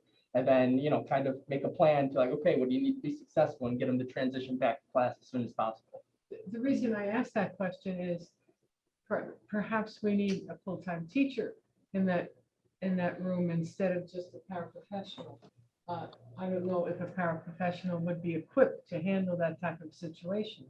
I feel confidently that they would be. I think that with some training with just inputting the Swiss data, because we do a lot of data collection with this, and they can be given a lot of specific direction from my behavior interventionist and the rest of the behavior team and Tony Lee, my other associate principal. So I'm pretty confident that, and obviously that would be a cost savings too, to not hire a teacher in that role. And it's not a teaching. They're not providing any direct instruction to a student. They're not doing any academic teaching. So I don't really feel that we need someone with a teaching degree to do that work. Would you come back to us if it doesn't work out and ask us for a full-time teacher? I certainly would, yeah. We are always monitoring when we add a Yes. position and what the impact is. And I have every faith that Principal McGuire would relay that to the superintendent if there was an issue that we need to expand. And as Renee mentioned, we would review that again at budget time to see what position we're going to actually permanently ask to be put into the budget. Absolutely. Well, I'm just thinking of the safety of the paraprofessional in that type of situation and how many children that she would have or he would have in that setting. Yeah, and I say, there might be 20 students that visit in the day, but there's 7 blocks in the day. So at any given time, you might have, and I'm not 3 or pulling, 4. I'm not pulling it. Yeah, I was going to say, I don't have the specific data in front of me. But yeah, anytime there could be 3 to 5 students coming in, we have a process for how we, pick them up from class and get them there, and then again, process with them. Yeah, exactly. The individual would be part of, the behavior team that Mr. Lee oversees in the school. You try to get them back to class that same day, or is it a couple of 2 or 3 days? I mean, No, all of it, it's not an in-school suspension room, so all of the students that go there transition back to class that day. That's it, okay. Yep, and they wouldn't be in there. The space is not used for even a day. The idea is, you come out, might be the tail end of a block, so maybe the next block, they're ready to go back after they process. Sometimes if it's the beginning of a block, and a block is about 40 minutes, so at the beginning of the block, they could easily transition back into the class that block. Yep. How does this differ from what I thought we had in place last year for that we spent a lot of time talking about helping students when they were lagging or struggling in the classroom, both at the high school and the middle school. And I thought that the program was in place to have those students come out and go get that help and then come back, just as what you're talking about in this proposal. So what you're telling me is that we overloaded and we need another person to No, I have do that, or nobody. we don't have anybody in it, period, or what? That's correct. I don't have anybody in this position. Currently, there's nobody in this position. I, It says a new position. it says new position, but I want to know, what did we do last year?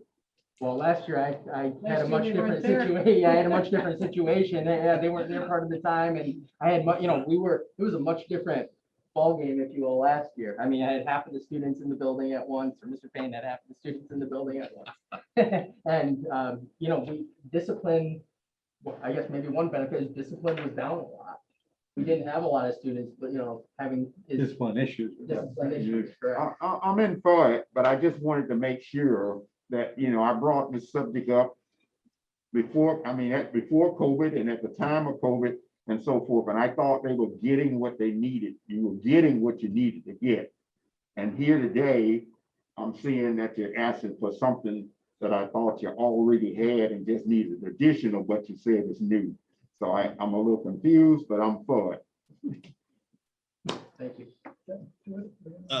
That's it. Okay. Tim, You have a question? I have a no, question. sorry, I just had a question myself. Do you have roughly a number on how many kids you would want to be in the room at a time, and also what is the deciding factor? Because you do have in-school suspension at the middle school as well, and I understand that this is a different thing. We don't have an in-school suspension room anymore. I'm sorry to interrupt. Oh, no problem. But I So can- there I is can no answer in-school that moment. suspension at the middle school anymore? I have a restorative practice Right. room. Okay, so We do have Dr. Abbott available to answer to this too, if she wants to unmute herself, because she is part of a lot of this. The call on her. Yeah, so I don't want to the only other thing I want to say is I don't want to come off as critical of it. Obviously, I understand best of intentions. It's just again, coming from my experience as a teacher, at least what would happen at the high school is a lot of kids would want to get sent to in-school suspension, and I understand it. To me, it sounds like it might kind of be, a rebranding thing, which is a good idea. It's not in-school suspension at all, and we shouldn't confuse it with that. No, I understand, Jim. I'm just saying if kids are getting asking to get sent there, again, in the past, my experience was kids would ask to get sent there, and then there would be too many kids for one paraprofessional to deal with. And then what ends up happening is the kids are on their cell phones and they're not getting the help they need. They're just sent away. Can I ask Kate Abbott to address this, Kate? Sure. So I think you're asking some really good questions, Dr. Kelly and Leon. So one of the things that we've noticed with COVID is when children are returning to the schools, some of the children that have had some unmitigated mental health needs that haven't been in counseling and haven't been receiving the supports that school normally provides during the pandemic have come back in, and we've seen a spike in some challenging behaviors in the early fall. I think each building has managed their challenging behaviors in very positive ways. And this position that Mr. McGuire is requesting is really about working with the district BCBAs, the board certified behavior analysts, to collect data on where children are struggling, where they're doing well, and where they need support. So it's not necessarily a separate placement as I understand it, and correct me if I'm wrong, Chris, but it's more about the individual to go and collect data on the child that's struggling in classes, even if it's right in the general classroom where they're struggling, and then supported by the district BCBA. So when the BCBA comes, they have all the data to kind of refer to say, here's where the child's doing well, here's where the child's struggling, and here's how we help them do better to stay in their academic classes so they can succeed. Chris, is that an accurate depiction, or is that? It's quite accurate. The only thing that I would add is that so we asked teachers, and it's kind of going back to Mr. Rich's original question. We asked teachers to try 3 specific interventions in the classroom before any call is made for help. We've worked with teachers and we've, give them options of intervention. So we expect them to intervene 3 times in the classroom with a situation before they call for help. And then at that point, they call, we have support staff available to go down to the classroom, check in with the student. If they're able to have a conversation and get them right back into class, absolutely. But we do have this other space, and that's the position I'm requesting is the person that would oversee this space. And again, we bring a student to that space. We have a processing sheet and a reflection sheet. We talk with the student, we figure out a plan of how they're going to be successful, and then we get them back to class. And this person, I'm at the position I'm asking for is for, this person would be having those conversations and doing the reflections and doing the processing with the student to help return them to the classroom. But Kate, I agree with everything you're saying about, in connection with the behavior team and in consult with the BCPAs and all of that for sure. Okay, it just, as far as I'm concerned, I didn't want to come off as oppositional to it. It's great in concept. In the past, I've seen it not put into practice effectively, but I'm trusting everyone at the middle school to make sure that goes through smoothly. Okay, thank you. Okay, Leon? That just make sure everybody that the students are not requesting to be sent. That is a teacher's decision that was supposed to be put in place. That, just like you said, 3 interventions with the teachers and so forth. The teacher recognizes that there is an issue and they need to go. Not the student just come in the school and say, yes, I just need to go get some intervention. No, that don't happen that way. It shouldn't happen. Leon, and what I'll say is you're totally right. That's the way it should work. What I'm saying is in practice, that's not how it always goes. Because if a kid walks in and says, I want to go to ISS, in my experience, they would say, I'd want to go to ISS, I'd say no. And then they would become a behavioralist. So, Ed, do you have a question? Ed Letourneau? Tim, I'm sorry, I was still speaking. So okay. am I allowed to speak or not? Go ahead. You know what? Never mind. Ed? It looked like Ed had his hand up. That's awesome, guys. That's awesome. One person that has experience with it, don't listen to him. That's great. That's great. Good job. Okay. Ed, did you have a question? He's muted. You're muted, I think, Ed.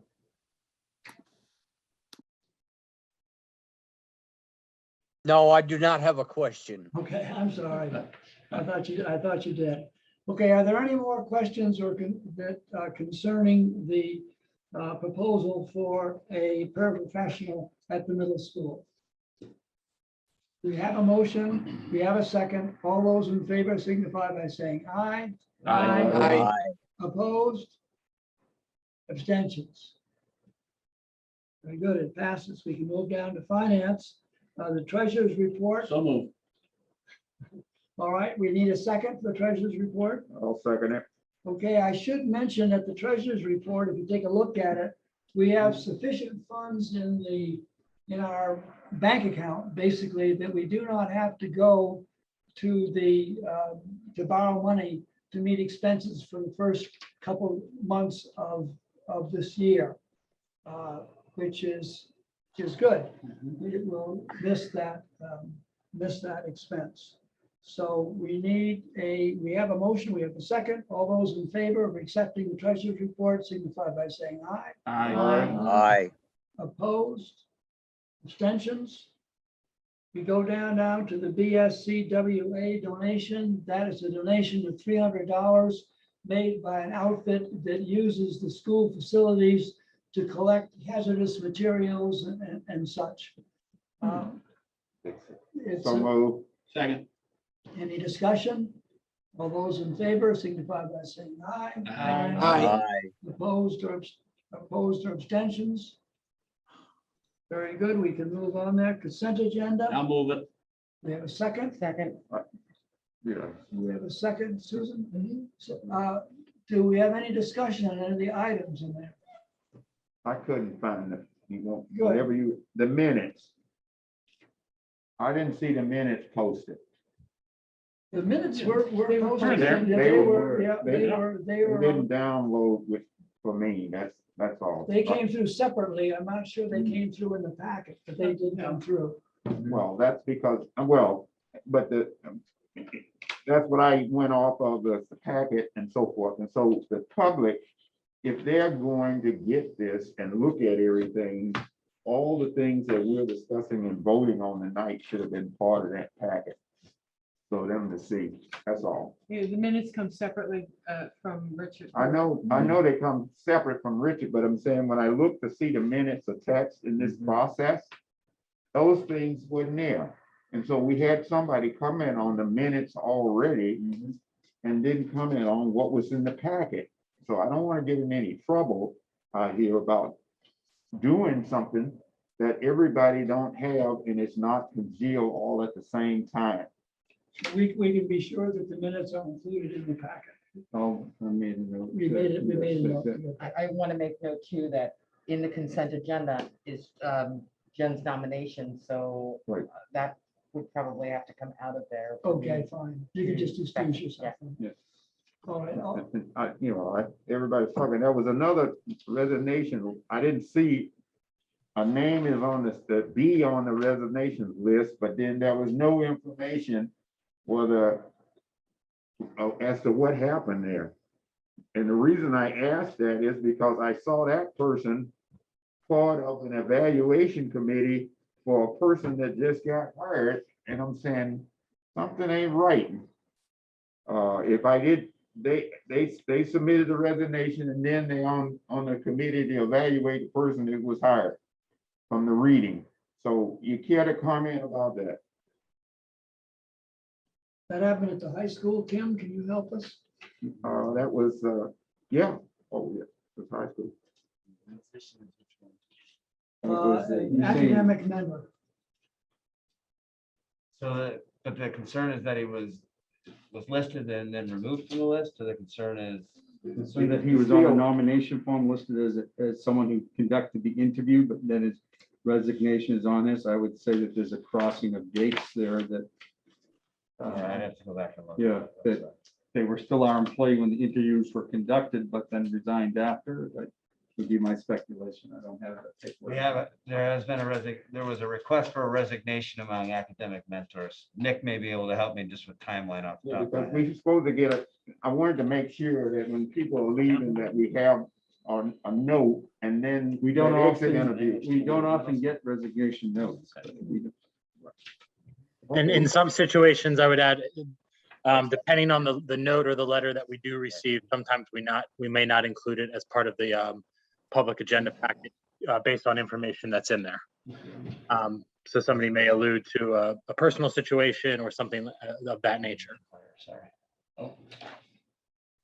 All right. Are there any other questions, concerns on the consent agenda? All those in favor signify by saying aye. Aye. Opposed, abstentions? Abstention. Richard, did you get that? Sure you did. We'll check on it. We can move on then. Policies, there are no policies. I noticed that we do have a policy committee coming up, though. Leon, is that right? We didn't meet. this Oh, you month. didn't meet, okay. So we're going to see what may happen for the next month. If there's not a clear indications of things that happen, we may not meet next month. Okay, good. Education committee. Okay, hello, good evening, everybody. I'm going to talk a little bit about the Education Committee. I'll try to make it quick. So the Education Committee meets traditionally about once a month before the regular MAU board meeting. We found that's been most convenient for everybody and plan to have one next month. Everybody from the board is encouraged to attend, whether you're on the committee or not. I'd love to get everybody there. Some of our recent topics include foreign language offerings at the middle school and high school, the civics curriculum as it has been offered at the high school and where that's going, and possible changes to pupil weighting throughout the state, which is still an issue. Other proposed topics include Act 77, how students are taking advantage of various learning opportunities. And I know, Tim, you alluded to this earlier, including online learning and students' development of PLPs. In addition, we look forward to hearing in the coming months from our new principals at the high school and middle school. Tim Payne and Chris McGuire, respectively. Though we are still facing COVID restrictions and a number of difficulties, I look forward to hearing from these leaders about their vision and ideas for the schools. And I know as a board, we're excited to be working with you both.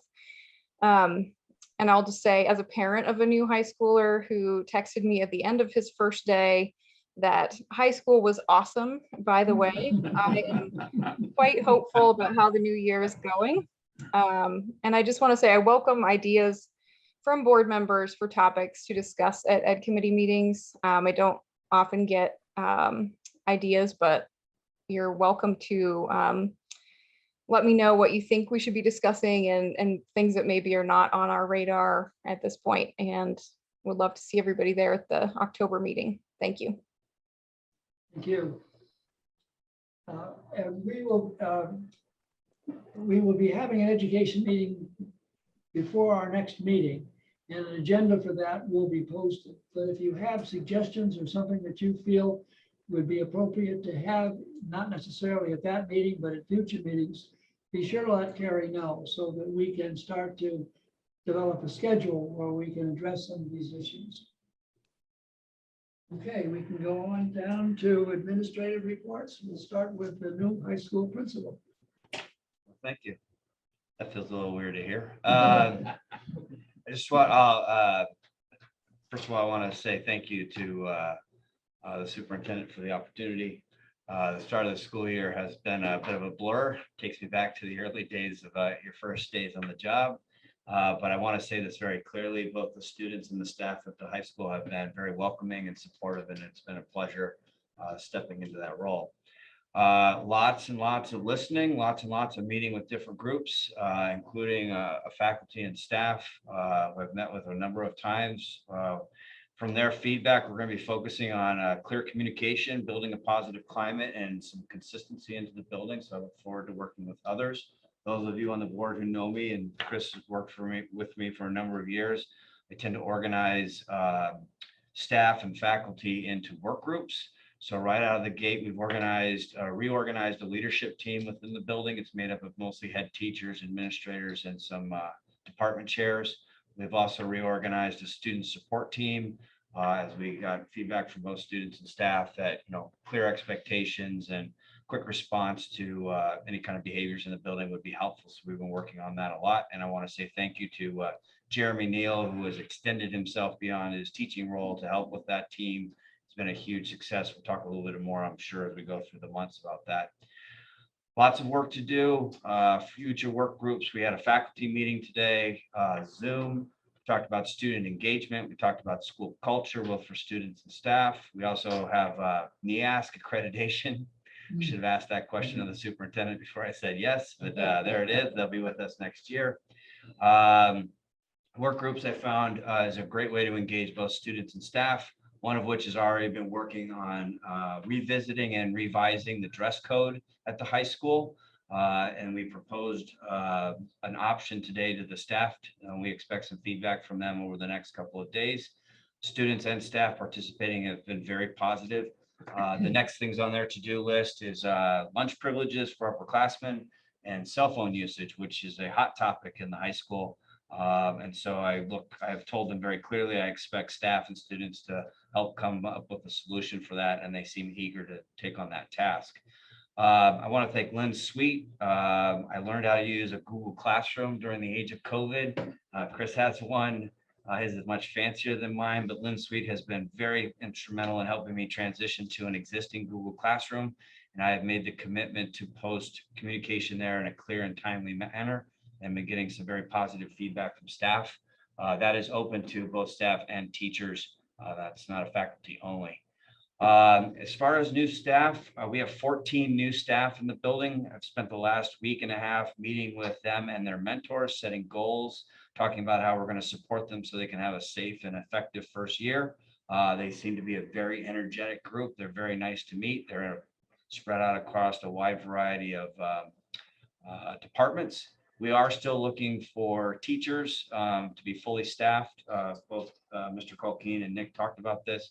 Physical education teacher, we went through interviews last week, hit a bit of a hiccup, but we're getting support through Nick Art teachers are in this week giving lessons to students, and committee, I assume, will be making a recommendation in the next couple of days. We'll also be looking for a long-term substitute teacher in English as we anticipate a leave. I think the thing I forgot, folks who were here when I started at the middle school, prior to that, I had 9 years at Mount Greylock in a high school role. Athletics. I forgot the experience of athletics as far as your daily role, and it has been a fun-filled last couple of weeks. Enjoyed the opening home football game, a very large crowd. I think everybody was just relieved to do something normal after a stint in COVID. Got to attend the women's soccer game, opening night at Lady Patriots. The women's team was outstanding. They had a great game. It was lots of fun and another big crowd. Attended first cross-country race last week in Rutland. They'll be at home in Willow Park next week, so we're going to go out and watch them there. I've got an invitation to attend the golf match. I'll definitely be checking out volleyball. And I would invite all the community members and board members sitting here that this is a busy week at MAU for chances to experience Spinelli Field. Thursday night, tomorrow night, 7 p.m. is the opening game for the John James for Mount Anthony. We'll be playing Brattleboro. I think that's correct. Mike can correct me on that. And then on Friday, Rutland comes to town for football. So that should be an interesting game. The football players are very excited about the opportunity. So we're going to be spending a lot of time in the bleachers cheering for MAU. Thank you. Tim, on I guess a personal note, I've heard from a number of different students and members of the community how much they appreciate your going to the games and being there. It means a lot to them to have their principal at the game cheering them on. It's made a very strong positive impression on a lot of people. Thank you. So, I wear a hoodie and a mask and they still see me. I've also heard from faculty that you're already making a positive influence, and they enjoy being there a lot more.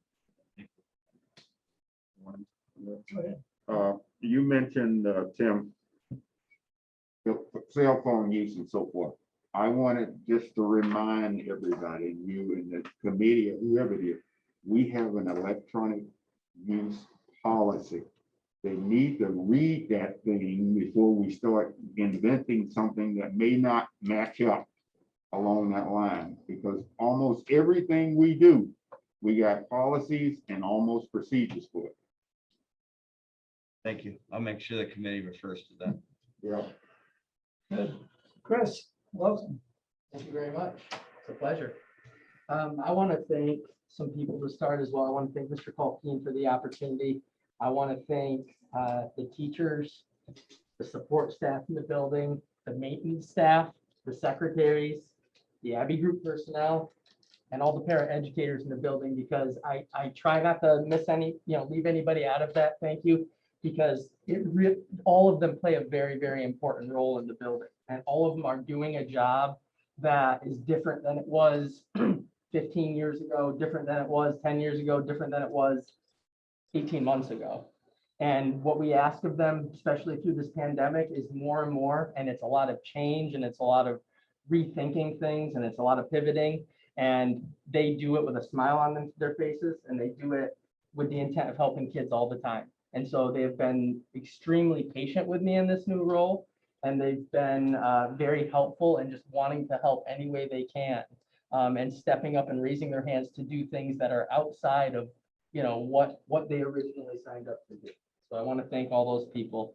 I want to thank Tim for his mentoring of me informally for the last 6 or 7 years, and all I've learned from him. And I'm extremely excited for this opportunity for MAU to work as a cohesive unit. And I think that with my Tim and I have a strong working relationship. We talk often, maybe more often than Mr. Payne would like me to bother him with questions. But all joking aside, I'm really excited, for the connection that we have in these buildings in MAU.